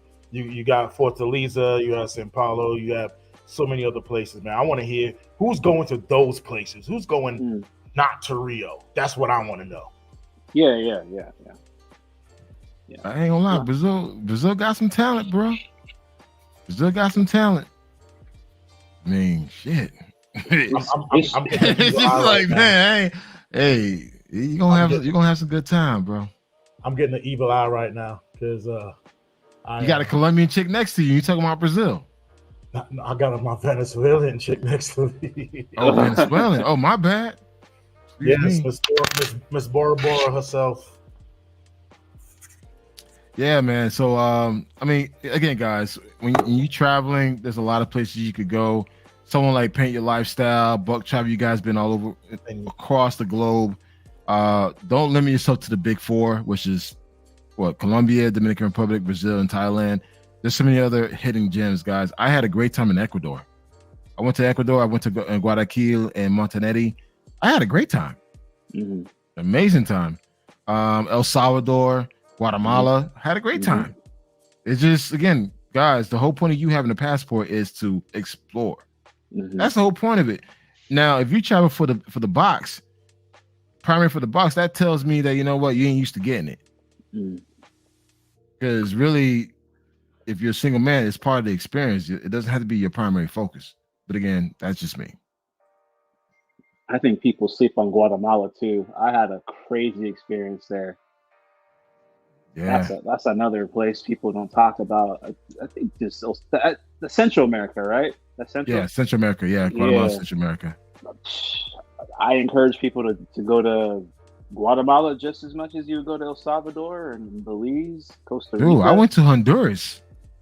Oh, really? And yeah, Honduras. I went to Honduras. I was on the Caribbean coast. Bro, Honduras is number black folks. Wow. You think there's no black folk, and they speak English.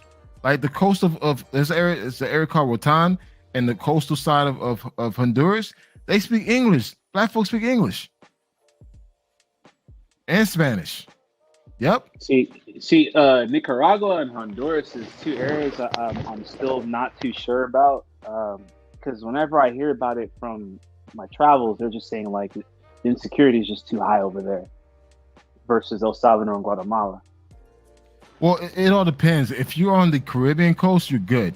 If you go more inland, it's not that great. It's kind of similar to El Salvador. So as long as you're on the Caribbean coast of Honduras, you'll be all right. And again, you'll blend in. A lot of black folks with dreads. They have that Jamaican accent, that patois accent, and they speak Spanish. It's kind of similar to Panama, but there it's just like you see a lot of dreads out there, big time. Man, I love traveling, man. It's amazing. I have a question for the panel from Justin Holmes. What is your favorite travel experience? Starting with Buck Travel, then we move on to Paint Your Lifestyle and Bacchus. Dang, man. So I would say I'm last. Well, I gotta think about that. Man, he put me on the spot for that one. Pick a decade.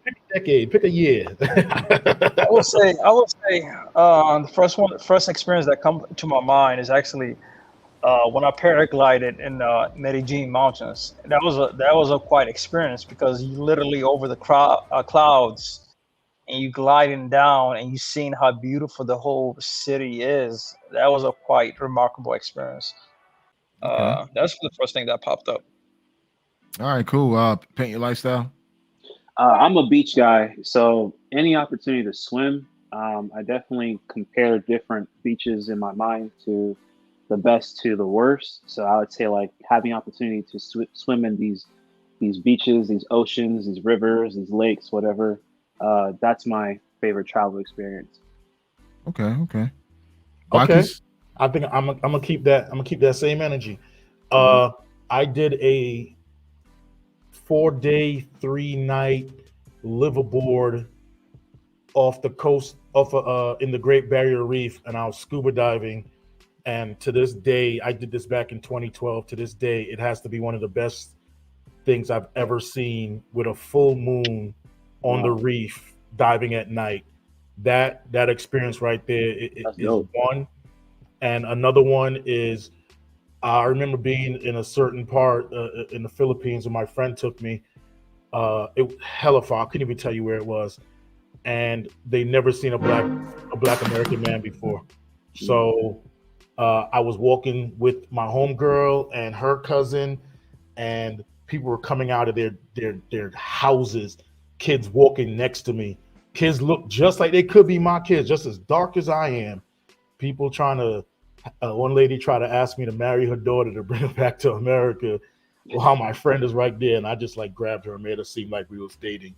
But Okay. just being out there and just actually just, you know what, I just gathered everybody around. We just sat. They asked me whatever questions they wanted to, and I just answered them as truthfully and honestly as possible. Bought food for a bunch of the little kids and whatnot, and just hung out. I think those are my two best experiences traveling. Okay, I'll go next and introduce Prince. Hey, what's up, Prince? How you doing, man? Hey, how you doing? Yeah, I mean, I would just say my, what's the question again? So I make sure I answer. What is your favorite travel Problem experience? Paris. You mean like a country, or like a country that I was in? Yeah, whatever. Like any travel experience, it could be overseas, domestic. I've been to a few countries, but I have to say when I first came to Colombia, I feel like to me, Cartagena was like my best travel experience that I ever had. Um, just After COVID, there wasn't too many places to go, and on my first trip, I said, you know what, let me go to Colombia because I've heard about Colombia from a lot of people. So I stayed out there a month, and I really fell in love with the place. And for me, that was my best travel experience. Okay. I don't know. All right. I guess for me, it was South Africa. The reason why I just felt a strong connection is just to be back on the continent. Well, to be back with my ancestors. Excuse me. That was my first trip to Africa, and I remember stepping my foot in the water, and I just felt that connection, having my foot in that water at the beach, and it's just like, wow, I'm here. And I remember just being there and people finding out where I'm from, and they just kept saying, "Welcome back home." That just touched me, man. I like, man, just welcome back. And to this day, South Africa still remain number one for me. It was just a very emotional experience, a great experience overall, but just to feel that connection, like, wow, this is where we came from, the continent, how far it is. And I advise everybody, if you can, go experience Africa at some point in your life. Again, everyone got different experiences, man, but I make the best of it. I did a nighttime safari, daytime safari. I hit three cities: Durban, Johannesburg, Cape Town, and it was just a great experience. And it was the fact that, dude, these were people that spoke English, so I didn't need to speak another language. And the women there are freaking gorgeous, man, like top notch, hands down. So, Yeah, I go next now. So I think my favorite travel experience was in San Andres, Colombia. Like, was my first time over there. And then I've been there twice with my fiance, and then like people over there, like I love the culture. Like they speak English, they speak Creole also. Like people, like the women are very cute over there. Like you see, like black people, like with blue eyes, like they just way different. Like long, like black people, like mixed with a blonde, like with a blonde hair. Like it's just like it's a really like good place to visit. Also, like the sea, it's very nice. Like they have like 7 colors. Like it's just like a lot to see it over there. Is a very interesting place to visit. hey Carlos, we have a question for you. Adam has a question. What do you think about white expats living in Cartagena?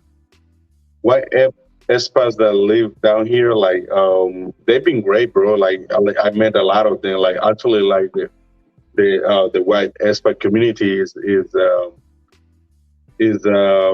really big in the city. Adam, that's my homie right there. Also, like I'm wearing his shirt from his company, Slago. Like that's his company in the U.S. Yeah, like the white community, it's been great to me. Like majority of them, like almost majority of the white community that live down here in the city, they have business, and like yeah, they've been solid and great people. We meet majority of them. Yeah. To be honest, most of the expats that I meet overseas are pretty cool. So Yeah, regardless of their race, especially if they're expat from the States and they know that you're here, they try to help you out. But yeah, again, true. guys, just be careful with some of the other expats out there. There's a lot of they're not really technically expats, they just struggling. And they'll They try to just got leech the on. problem. Yeah, they're just trying to leech on to any person that they can meet. So be careful with that. Yeah, true. I have another question for the panel. Which country has the hottest females? Starting with Buck Travels, Paint Your Lifestyle, Buckus, Prince, and Carlos. That's Go all. for it. Wait, hold up, guys. Hold up. Buckus, Buck Travel first. It depends. Carlos, Like, hold on. Hold Okay. on. We're gonna go with Buck Travel first. Go ahead, Buck. Okay. So far out of all the countries I've been to, so I've been to Mexico, Costa Rica, Peru, Dominican Republic, Hottest females. Japan.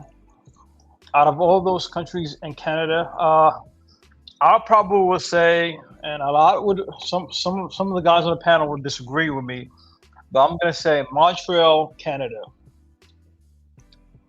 I saw the baddest chicks out there, man. Baddest. It's diverse. I can They got a lot of co-sign they got a lot of different cultures out there. They got a lot of it's diverse. I mean, you can have beauties from all around the world. So I would say Montreal, Canada. I co-sign. I agree. Paint Lifestyle. Okay. I think Not gonna get in trouble answering this question. No, I'll answer. It's all good. I think this question is very subjective. Yeah, it is. Given I've been to 20 countries, and what comes to my mind first, I can't say which is better or other, but I would say definitely maybe this could be arguable. I would say Argentina. I would say Colombia and Brazil and Mexico. Those four come to my mind. Mexico? Yes. Oh man, Mexico. Yeah. Come on, come on. Mexico for the win. Pants. We did with us, SpongeBob SquarePants. Yeah, man. Okay. That's my experience, bro. Like I said, subjective. But Yeah. It is. Argentina definitely blew me out the waters. Mexico, Colombia, and what was that? I said 3 or 4, right? Yeah. Yeah. That's me. Okay. Bacchus. I currently, at the moment, cannot answer that question truthfully because of my current situation. I respectfully decline. Are you serious? She's looking right at me. Just say Venezuela. Shit. Venezuela. You say it's in Venezuela. All right. I ain't never been. I'm just stay down. All right, Prince. Oh man, that's a hard question to answer, man. Like, it's like I don't have like a favorite. I mean, I tend to like the women from the Caribbean a lot. The region. I feel, of course, Colombian women are nice, and Venezuela too. I wouldn't say that okay, Venezuela better than Colombia. I think it just the women just look uniquely different. You know what I mean? And also, I kind of like the Haitian woman. I think the Haitian woman, because I like black women too. But I like the Caribbean black though. So I would say Haitian and Grenadian. I haven't been to Africa, so I can't talk about African women. But that I would say just generally the women in the Caribbean area. Okay. And sounds like a plan. One more thing. The guy said Montreal. I've been to Canada. I feel like Toronto. They have some nice looking women in Toronto. Because one thing about Toronto is very diverse. They have like everybody in Toronto. You got Indian, you have Caribbean, It's so diverse over there, man. Yeah. You can find all type of women over there. Let me jump in real quick. I can speak real quick. Hold on. All right, yo, I'm gonna say Thailand. Honestly, I've seen so many when they mix, they mix real well with everything. They do. And I've seen that. Being there for a long time, I got to see even more of it. So personally, right now, I'm gonna say Thailand. To be honest, if you're into Asians, I'll say Thai. If you're into the Latinas, I'm gonna say most definitely. You know, I don't have enough information for that because I've only been to a very small few places. But yeah, I guess Colombia for now. Carlos, which country has the hottest females? Shit, you're in Colombia, so. Bro, Look at his face. that's a different question, but you know, but definitely I would say Colombia because you know, like, bro, like Colombia, you know, they have a lot of type of women, like black women, light skin, like it depends where you go. Like, if you go to the Caribbean in Colombia, you will see one type of woman. If you go to around Cali, like around all these towns, like they have beautiful black women, like the hottest black woman I ever seen in my life. They're around that area. Like Cali has a reputation with the best black woman in Colombia. So I definitely would say Colombia, yeah. Colombia for sure. Colombia for the win. My turn. I'll say Brazil. Brazil? The reason why Brazil has everything. Brazil has everything. If you want Asian, you can go to Brazil. You want black, you go to Brazil. You want white, you can go to Brazil. You want Indian, you can go to Brazil. Brazil has everything. And depending where you are across Brazil, either be because Brazil has 26 states, you find a whole different type, man. So I'll say Brazil, following up with South Africa. Now, I have a question for the panel, and again, we're gonna close it out soon. Can you find love or a relationship overseas, like something real authentic overseas? Starting with Buck Travel, then we're gonna go through the panel. Yes, and I believe it depends on how long you're staying in a place. If you said, okay, I'm gonna stay for less than 2 weeks, you're not gonna find authentic love. But if you're gonna be in the country for a year or more, which I consider long term, then you can find authentic love in these countries. Okay. As long as you don't look like a fucking fat slob, that smells bad, you will find love, man. Okay. Paint your lifestyle. Can you find love overseas? Something that's very authentic and genuine overseas. Oh man, absolutely. I've been in love so many times. So many times, man. So you might I don't think you might be in love. I think like you just like the person so much. But I think like sometimes we don't know when we are in love, No, for me, no. I've met people where I'm like, I could see myself really being with this person. The most beautiful woman I've ever seen till today was in Turkey, and this woman was beautiful. So you used to get in love. I think love finds me. I'm a very approachable person, and I love talking to people. So I would definitely agree. You can find love anywhere in the world. I think energy attracts too. I'm a believer in energy attracts. So yeah, I've found it at least 20 times. Every country I go to, I fall in love. Okay.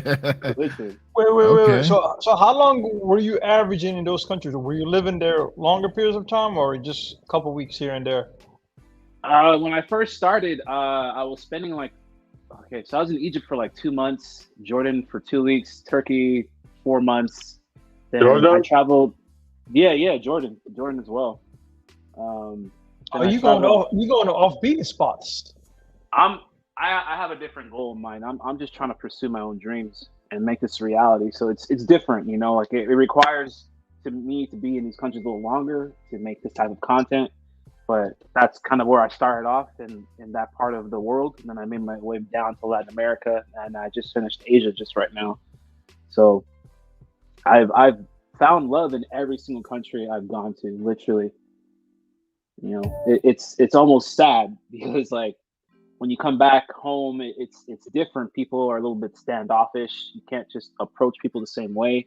Like when I'm outside in the world, people love to talk. Everybody has a story.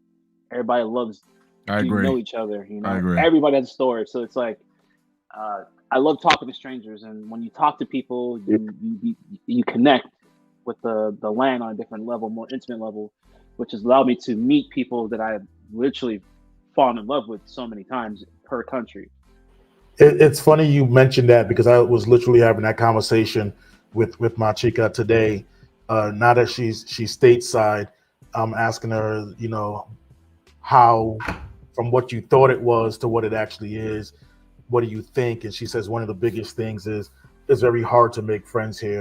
People stay to themselves. They're not really they're not going to talk to you unless they really absolutely have to, or the common courtesy. So that's a big a culture shock for her. So yeah, you absolutely right on that.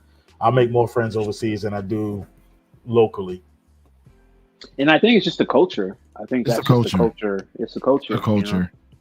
You know? Okay, Prince, can you find love, genuine relationship overseas, i.e., passport girls? I think you can, but I think you to find real love, something serious. I think you need to live in the country with the woman. I can't really see it working long distance or like you go there for like 1 week and then come back, you know, and stay for 6 months. You need to be like an expat or something like that for it to work, you know, for it to be something serious, you know. Okay. But I think it's possible. It also depends on the country too. Each country, the woman can be slightly different, so you kind of need to do your research and know what you're looking for. You know. Okay, Carlos, can American guys find love in Cartagena? Yeah, they definitely can, bro. They definitely can. Somebody good for the life here, but like I say, you know, this is um city like you have like anywhere in the world you have like a lot of type of women. You know, you got good women, you got bad women. You know, but I think as a man, it's like we feel like when God's saying you the right woman to your life, and you just gotta value that and make it work. And yeah, I think like guys definitely can find a good woman in Cartagena anywhere in the world. You just gotta focus on that, and God will send you the right woman to your life. I agree. Well, for me to answer that question, I got something to say about that. yeah, go ahead, Prince. Go ahead, man. I mean, I wouldn't really be looking at Cartagena, man, because you're gonna have. I think you would have an uphill battle, man, because of the current climate that's going on down there. A lot of guys is going down there for a particular thing, and the women are aware of that. So you're going to have to like prove yourself that you're not like those other guys. You know what I mean? Yeah, And that's true because like I've been talking with a lot of my friends. Like sometimes the clients want me to introduce my friend with dance. My female friends. They're like, no, they just get to have fun and they leave the country and leave. that's it. Yeah, yeah. They think like it's easy, like to hang out with a local girl ain't easy like that. Like No. you gotta be patient. To answer the question, I think you can find love, something genuine, a good woman overseas. But just like what Prince said, you got to put in a lot of effort and work into it. You got to visit the country often, or actually live in the country. And also, too, you can't be in the tourist area, guys. I'm just keeping it real. You're not gonna find love. Would recommend it. You're not gonna find love in Sosua. You're not gonna find love in Pacajeras. Nope. Or Copacabana Beach, Clock Tower. You really got to ingrain yourself into the culture and city and way of life of that country to really meet genuine people. And again, if you're used to dating a certain type of woman in the States, apply that overseas. Like me personally, you must have a strong education. I also want to say something because like there is guy like they blame like the clock tower because they got in love like with a working girl, and they this girl like broke up like they her and they be complaining like, oh, you cannot find like real love in Cartagena. That was just your situation because you got in love with the wrong woman. Yeah. Yeah. So guys, again, you can find love. It's not going to be easy. It's not get your passport and they're going to fall on your knees because you're American. No, don't believe all that bullshit. You're going to have to put in work. You're going to have to put in work. You got to have to learn the culture, learn the language, learn the way of life, and venture out. Do not try to wife a chick that you met at Pacajeras, Copacabana Beach, Postal 5, Clock Tower, the clubs. The clubs over there. You're not gonna find them, man. Most women across Latin America and Asia are very conservative. They're very conservative people. They don't want to be seen in a certain environment because, again, due to shame. So, guys, if you meet your chick at a club and Patia at 808, more than likely she's been ran through. So I'm just letting you know. And the thing is, also these, the non-working women, they don't want to be around. They don't want to be in the same area with the working women because they don't want dudes to think like they're the same thing. They usually don't hang out in the same areas. I have few friends like they won't be walking around the club at night because they might think like guys would think like they working girls. Look, the thing is, guys, let's keep it real, and we're gonna have a real man conversation right now, and we're gonna close it out. The way the U.S. have become, a lot of men are being neglected. A lot of men are seeking attention in regards to having a woman, nurture them. A lot of guys are going, living their lives, not having sex, not interacting with women.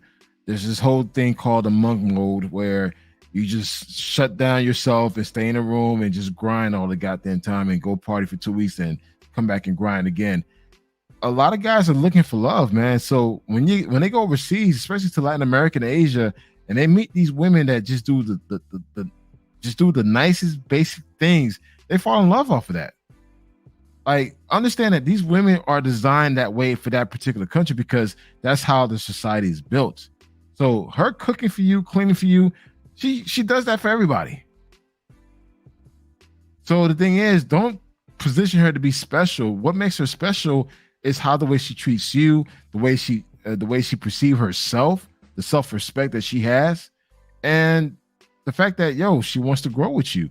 But a lot of guys, man, when they travel, they seeking for that love and attention. Do you guys agree or disagree? I mean, I'm okay with the pushback. But I think a lot of American men, European men, just want attention, want touch, because our society has become very cold, where we just grind. We work out a lot. We work ourselves to death, and there's no reward behind it. I mean, you guys can push back. I completely agree on that. I believe a lot of people, they know, hey, I'm going to go overseas. I'm just going to stack my money. I'm not going to go out on dates. I'm not going to interact. That numbs you. But so when you finally get out there and a woman actually pays you attention, actually is nice to you, it's like, what the fuck? It's a glass of water in the desert, right? And they cling on to that. And you're absolutely right. I do believe there's a lot of lonely men out here who aren't getting any kind of admiration, love, or anything unless they are coming out with the bag for it. And feeling that way could really make you feel some type of way towards the opposite sex or even your peers. So yeah, when they go someplace and a girl is nice to you and calling you sir and respecting you and just being her normal self that she normally is to everybody there, different culture, it is a massive shock all in all. So I co-sign on that. I completely believe it. I know that because I felt that myself. I've been in that situation myself. Okay. Paint your lifestyle. What are your thoughts on it? I've actually made a couple Instagram reels and TikToks about this category.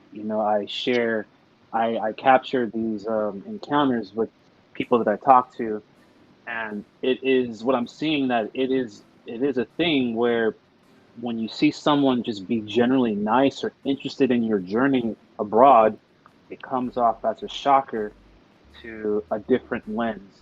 I Um, agree. on the internet. So, for example, like I have a video that's going to hit 1 million in the next 4 hours. Oh wow! I Congratulations, man. Thank you. This is on TikTok, but it went viral on Instagram as well. I have a video of just I filmed myself eating at McDonald's, like a McDonald's video for YouTube, right?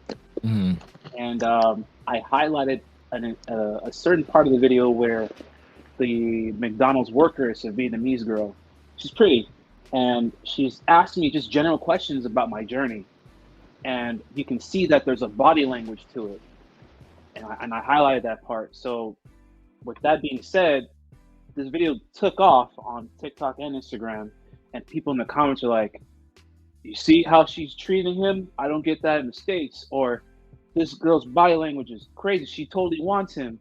Or, "He's risen her up. Oh, she's so into him." All this extra stuff when it's just a general conversation, a general interaction. Maybe she is interested. Body language is definitely there, but for me to see that a lot of people don't really get this, I don't know where they're from, but it's shocking to see that a lot of people um, are wanting this type of interaction, or wanting to feel special, wanting to feel noticed, want to have a genuine desire to be talked to. So it's a big topic to talk about, but maybe when we have more time, we can go deeper into it. Yeah, definitely. Prince, what's your take on it? I'm gonna chime in on it. I wanted to say that I just feel like the American society is just going down the wrong direction, and and this and the thing is, like, I'm from New York City, and I mean that's where I live, It's and like the worst place to live right now. yes, the worst place, and there's also other urban cities that are like this too, where the women are just like very difficult, or they're more masculine. They have like a masculine kind of attitude. They're not so feminine, and for you to talk to them is like you have to jump through a lot of hoops and to get their attention. Just you know I mean, just asking a question, not that you're trying to even get the number. They might think you like you trying to like you chasing it just I think you guys know what I mean, but it's just it just most of the time it turns me off, and I don't really try to pursue women like that over here. Now, if I come across a woman that's cool, then I'll try to get her number or whatever. But it's like I can understand why guys are so frustrated in the particularly in cities like New York City, and why it's good to get out of your, even if you're not able to leave the country, get out of your surroundings, go to a different state, go to maybe down south where the women are not so bad like that.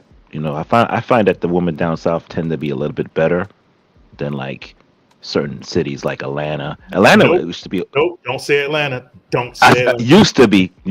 All them girls in Atlanta, Atlanta used to be New cool, York. but but now you have a lot of New Yorkers that are going down to Atlanta and they messed it up. So now it's almost like New York down there, and LA and Miami, and it's crazy, I you get what know. you mean. They make you feel like you're a beggar, and they're just fed Yeah, up with you constantly. It's yeah, like, look, man, I'm just trying to tell you that you dropped your phone, but fuck you. yeah, I'll fuck this phone yeah. you It's got in the traffic. it's Kiss my it's ass. crazy. Yeah, I get it. Yeah, it's just ridiculous. And yeah, it's like you have to, you trying to break the ice with them, and you have to break the ice with them first, and you got to you have to do mental gymnastics with them to try to get their attention, and when you travel and go to other countries like Colombia, or it doesn't have to be Colombia, it could be, I'm sure, Africa. You're gonna find a woman that just they're they don't mind talking to you over the smallest thing. You don't have to do jumping jacks to get their attention. Just to have a small conversation, and and let's say let's go to the park or something, let's chill, or ask if you want to. It doesn't take much, but like over here, it's like they're always thinking like some bad thoughts or something, like I don't know. It's just a mess over here, man. I'll say And this. I've traveled to multiple countries, and this is where I'll give credit to the passport bros. So this is the first time I've ever given credit to the passport bros to something. I do agree that things are a lot different overseas. The interaction between men and women is a lot smoother, a lot easier, and I think our society, the Western society, has become a very negative atmosphere for anyone to talk. And for me to go overseas, I could easily start a conversation with any woman, easy. And again, and she won't take it as me trying to be a pervert or trying to get a number. It's like, hey, I'm just being friendly. And I think we live in a society now, being friendly is perceived to be as a perv. And it's just like you said, Boxer, you're trying to help someone, but she's trying to give you attitude. Like, bitch, I'm trying to give you your goddamn phone, bitch. It's just like, and it's sad that you got to talk that way. But sometimes the way for you to get that response, you got to say that. And what I've learned, I smile a lot when I'm overseas. I smile a lot versus when I'm back home in the States, I got to have a reason to smile. But overseas, I'm just more chill, smiling, friendly. I'll spark a conversation with anybody. Over here, you can't do that. Like, even if you were to tell a guy, like, hey, nice shirt, or you gay, dog, shit. I'm like, damn, man. It's like, I'm just saying you got a nice shirt. It's just different. I think our society has become so hardened to the point where it's just, you can't build any relationship here, to be honest. And especially with this whole Me Too movement, it's like it kind of have guys kind of nervous. Okay, maybe if I do this, it might be like some type of it could go a certain way, and it just makes guys not. It's like, it's not me too. It's just not me, because they just not gonna do it.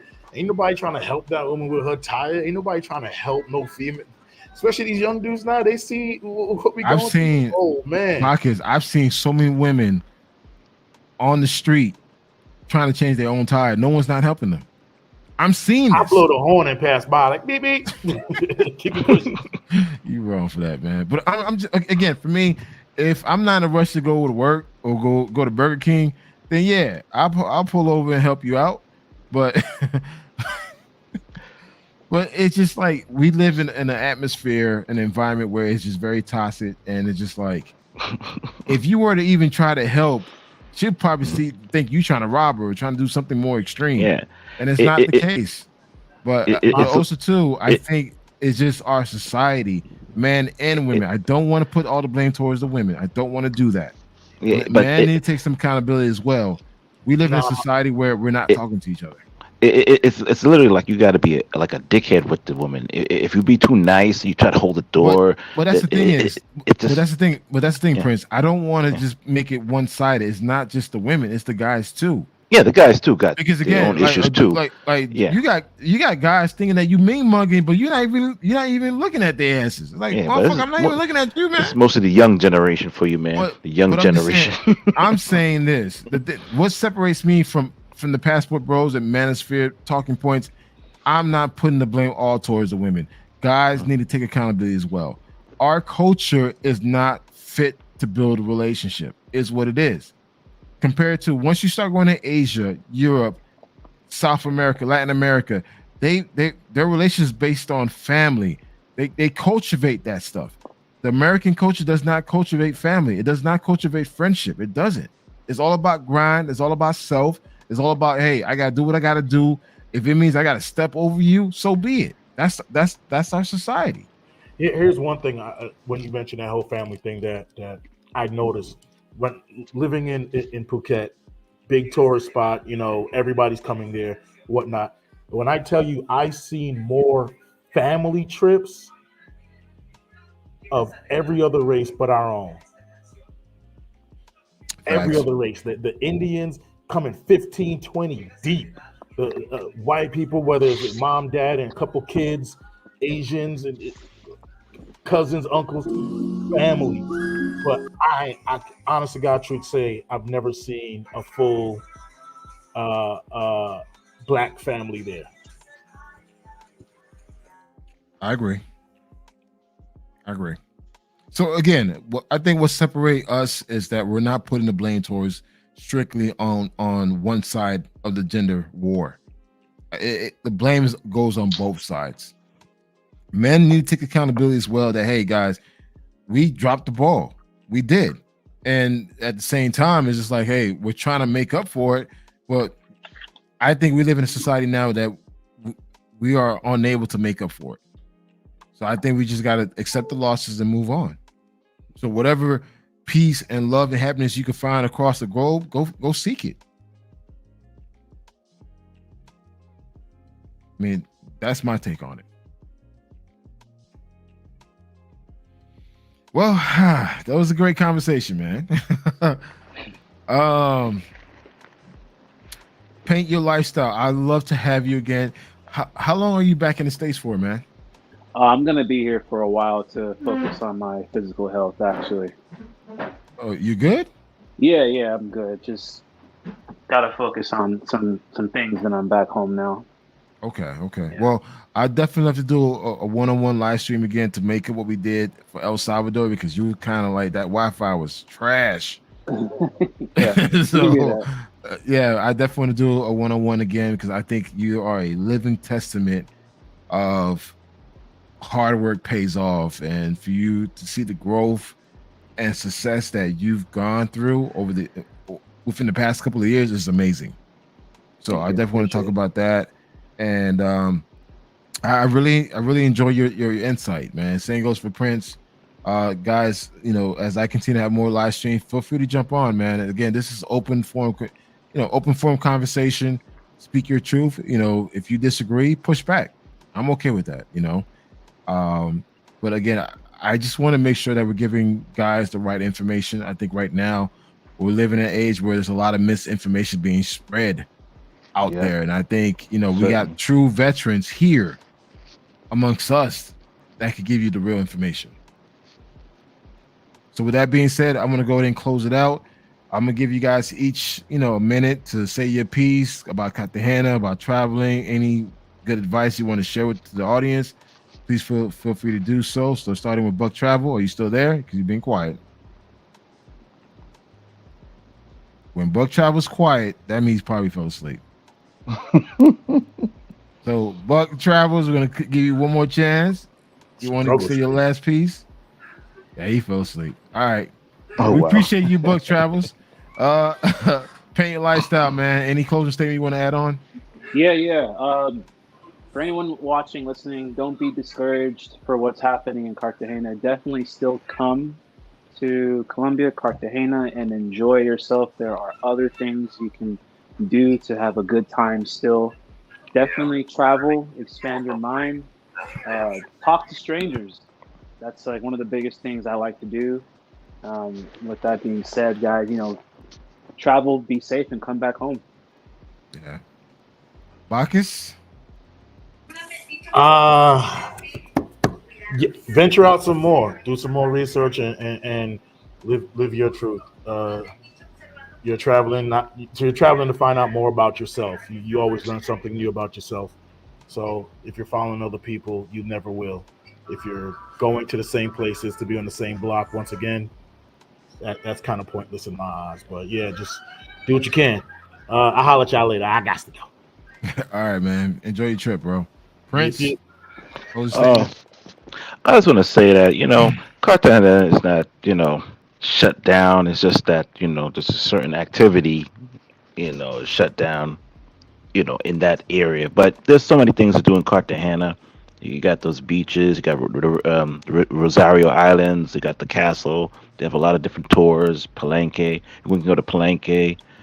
I mean, there's a lot of things to do. And there's so many restaurants. You got Yosemite, and there's a lot of live stuff that goes on the weekend. So there's a lot that, you could still go to Cartagena and have fun, All I Because agree. Cartagena was, I mean, you know, it wasn't only for the women. You know, I was in Yosemite a lot. I go around, talk to people that I know, hang out, go to restaurants. I still have fun down there, you know. Okay. So Okay, cool, man. Well, hey, I appreciate you joining the live. This is your first time joining my live. I yeah. look forward to actually, having you more on the panel and share your piece and take it from there, bro. So happy New Year's, man. Okay. Happy New Year to you too. Hey, where you from So, anyway? I hear an accent. my family is Jamaican. Okay. I was born here though, but my family's Jamaican, so Caribbean heritage. So Okay. Well, I'm and Haitian, bro. I'm Haitian. oh, really? Talk about say, man. I Nabule, know a lot man. of Yeah. Haitians, man. I know a lot of I know a lot of Yeah. Haitians, That's man. why. That's when you say Haitian women. I'm like, bro. Let me Yeah. tell you guys one thing, Mm, man. I know you mm, guys like to get. You guys go to DR. Shit, I got a DR. Woman. mm-hmm. Don't sleep on Haiti, man. Haiti got a Nah, lot of nah, nah. sunners, man. I I'm mean, telling you, go to the island. If you go to the other side of Hispaniola, there's a lot of mhm. badass Haitians, man. You see them in Oh the yes, I countryside. be seeing them, man. I be seeing them, and this dude was gonna, we were gonna try to do a trip over to Cape Haitian, but I wasn't able to get enough days off, but I wanted to go to Cape Haitian and check it out over there. But I'm definitely want to, I actually like I think was it in June? I went to a concert they had in Puerto Plata. They had like a Haitian band over Okay. there and stuff like that. And I definitely be hanging out with a lot of Haitians, man. It's a lot of fun, man. You guys are so funny, man. I think Yeah. maybe in the future, man, maybe I might have a Haitian wife, man. I mean, I've dated a few Haitian girls. I'm Haitian, uh, but I end uh, up hooking up with a Dominican. So it's like when we okay. go out, Mm, I'm Haitian, she's Dominican, and she's mm. like, look, Taino type Dominican, like Okay. Taino. Oh, the So when we Indian go out, type. we get a Okay. lot of stares because I'm dark skinned and big, Uh. and they see her, it's like, Mm. nah. It's like, bro, I don't. Yo, she likes chocolate, man. It's like, all right, Mm. cool, whatever. Hey. All right, man. Hey, I like all type of women, just as long as they look nice and they nice, have nice shape and everything and not fat. So, yeah. Well, hey, make sure because you don't like fat girls. Make sure you're not fat, man. Stay in the gym, brother. yeah, I You try to can't stay because fit. you can't be fat and not like fat chicks. So it's like, bro, you got to make sure you stay in the gym too. If you want a girl to stay I in the gym, mean, man. I need to trim up. If I'm not fat. Yeah, I just got to, a little, trim. Like just trim up. But I'm pretty much slim. Pretty All much. right, cool. Yeah, just like I said, So, just be realistic. That's all I ask. and Hey, that's be why I say so realistic. because I can't handle the 'Cause big. Just I've too come much. across a lot of these dudes fat as hell wobbling through the airport. Oh, I've been seeing them. I want to stun her. I want to die. Like nigga, your ass breathing hard, just walking 50 yards, bro. It's like, what the hell? What the hell you gonna do with a damn stunner? So again, man, it is what it is, man. It's just like Yeah. I see these dudes wobbling to the airport, like Hmm. I'm Yeah. like, bro, you just went through security. The fuck you breathing so hard for, man? It's like Yeah. anyways, hey Prince, thanks for jumping on the show, man. Definitely. Hey, definitely I'll have Oh, more of these shows moving forward. Please come you out. gonna do this like weekly, or is it like how this is gonna the live My thing? goal is to take this more seriously. So I'm taking this whole YouTube thing more seriously. So I'll be doing a weekly podcast Thursday and Fridays to get things going, and I'll be creating more video content as well. I have a couple of trips lined up where I'll be doing some vlogging experience. I'll be heading to Mexico City for my Okay. 46th birthday, man. So it's gonna be Mexico big, City. man. I Oh got some wow. guys. Okay. 6 guys going with me, man. We Mhm. rent out a mansion. So it's just like, Okay. hey, we're gonna go out and just do it big, man. Have a good time. So it's gonna be a lot of great content. Of course, I already made it clear. When it's time for entertainment, turn off the Mhm. cameras. Turn them off. No proof. No Exactly. proof. Turn that shit off. And this is where guys messed up in like Cartagena Yep. because I mean if it wasn't for all the video and camera people they probably would overlook it. But My because thing is this. Mhm. Why won't you just enjoy the experience? Mhm. Why you have to record everything? Everything, exactly. I don't do that. Like I take pictures and but not like of that stuff. You know what I mean? Like there's no need for me to record everything like that. You Look, know. I already made it You know. clear, guys. Daytime, take out the camera, content creator. Because out of the 6 guys that are going, 5 of them are content creators. Mm-hmm. So is what it is. So I told them, hey, listen, during the daytime, we could create content, do our thing. Nighttime, everything turn off. Mm-hmm. Yeah, that's how it should Hey, go. we're gonna go out and enjoy ourselves. Whatever happens in Mexico City stays in Mexico City. Mexico City. Hey, Yep. we don't need to record Yeah. any goddamn thing. We're bringing entertainment back to the crib. To put the camera away. Exactly. No pictures. Just enjoy yourself. Exactly. And that's all you should. That's what dudes should be doing when they go to these places. Just enjoy yourself. Show the nice things and stuff like that. Don't show that other stuff, man. Don't do that. It's totally. This is how we have these type of issues. I agree. I totally agree with that, man. So with that being said, thanks again for joining the live stream, man. Definitely join in more. I'm a small little content creator, man. Like I said, I have a website, blackmantravels.com. I updated a lot of my pictures. Like right now, like a lot of the videos that I've been showing on the live streams are my videos. Okay. Yeah, for my travels. So I'm going through some of the pictures right now. Yeah, man. So a lot of stuff. But that was you in that. Was that Brazil? There was a video that looked like. Yeah. It might have been me. Brazil. Okay, that was me. Yeah. Oh wow! I was like, wow. everything that I'm showing right now is my stuff. This is all my stuff. Wow. Yeah. So again, it's content creator. Wow. Create content, and this is Cuba right here, man. This is all Cuba. Hey guys, Cuba is black. Don't believe the hype. Cuba is black. I'm gonna tell you that right now. You walk around Cuba, you see a bunch of dudes that look just like you, Prince, walking around with dreads, smoking big ass cigars, man.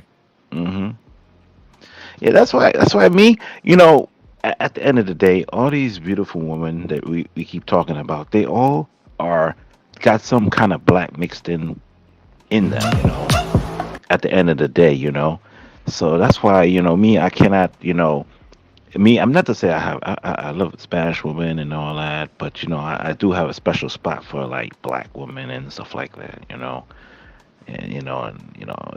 like Caribbean women in general. That's why you always see me in the Caribbean spots all the time. Oh, same here. I'm Haitian, bro, so I can definitely relate. But anyways, man, thanks for jumping on the show, man. Definitely come on next week. We'll definitely have this conversation, man. All right, easy, cool. Bro. All right, later. All right, guys, man. Look, this was a great day, a great night to actually have this podcast. Of course, yesterday I went live, did a 15-minute monologue where I was basically on mute for the entire time, but I was able to redeem myself today. So today was an amazing podcast. Talking about Cartagena, is it shut down? No, Cartagena is not shut down, guys, but there are things you could actually do while in Cartagena. Try to think outside the box. Explore your options. Hire a tour guide. Don't be cheap on yourself. This is your experience. Invest in yourself. So always remember that. With that being said, guys, I'll see you guys next week. And more interesting topics, man. We're going to have some real topics, man. Real conversations from real travelers. Again, these are guys that I know, that I traveled with in the past. These guys that have put in work. And they're not going based on just how they feel about certain things without leaving the country. So we're going to have real conversations moving forward. We're going to talk about relationship. We're going to talk about health. A lot of us black men, we need to go see the doctor. It is what it is. You can't rely on that blue pill while overseas because you guys are getting heart attacks. So we're going to talk about that. We're going to talk about business. As some of you guys know, I have a couple of businesses overseas.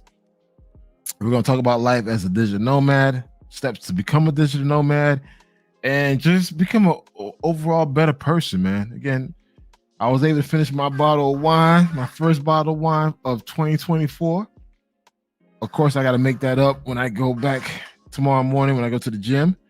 But it's been an interesting podcast tonight, man. So It was fun. It was fun. Let me see. I see some comments coming in through. Let me see what they say. Doesn't matter what answers you have, so long as you love yourself. Yeah, that's true. And be respectful of other people, regardless of theirs too. Just be a man. Yeah. Well, guys, hey, you know what? Thank you for joining the show. Make sure to like the video, subscribe to our channels, man. Again, guys, we're just small-time content creators. We want to give you guys real travel information, so you are protected and safe to come back home. With that being said, thank you, love, peace, and happiness. Wish you the best in 2024. And I see you guys next week. We're going to have some interesting topics, interesting speakers, and just real conversation amongst Black men, just men in general. So we're going to actually have that conversation starting next week. And yeah, love, peace, and happiness. Safe travel, guys, in 2024. Live your best life, become a better man, and just be a better person. Love, peace, and happiness. Good night, guys. Thank you.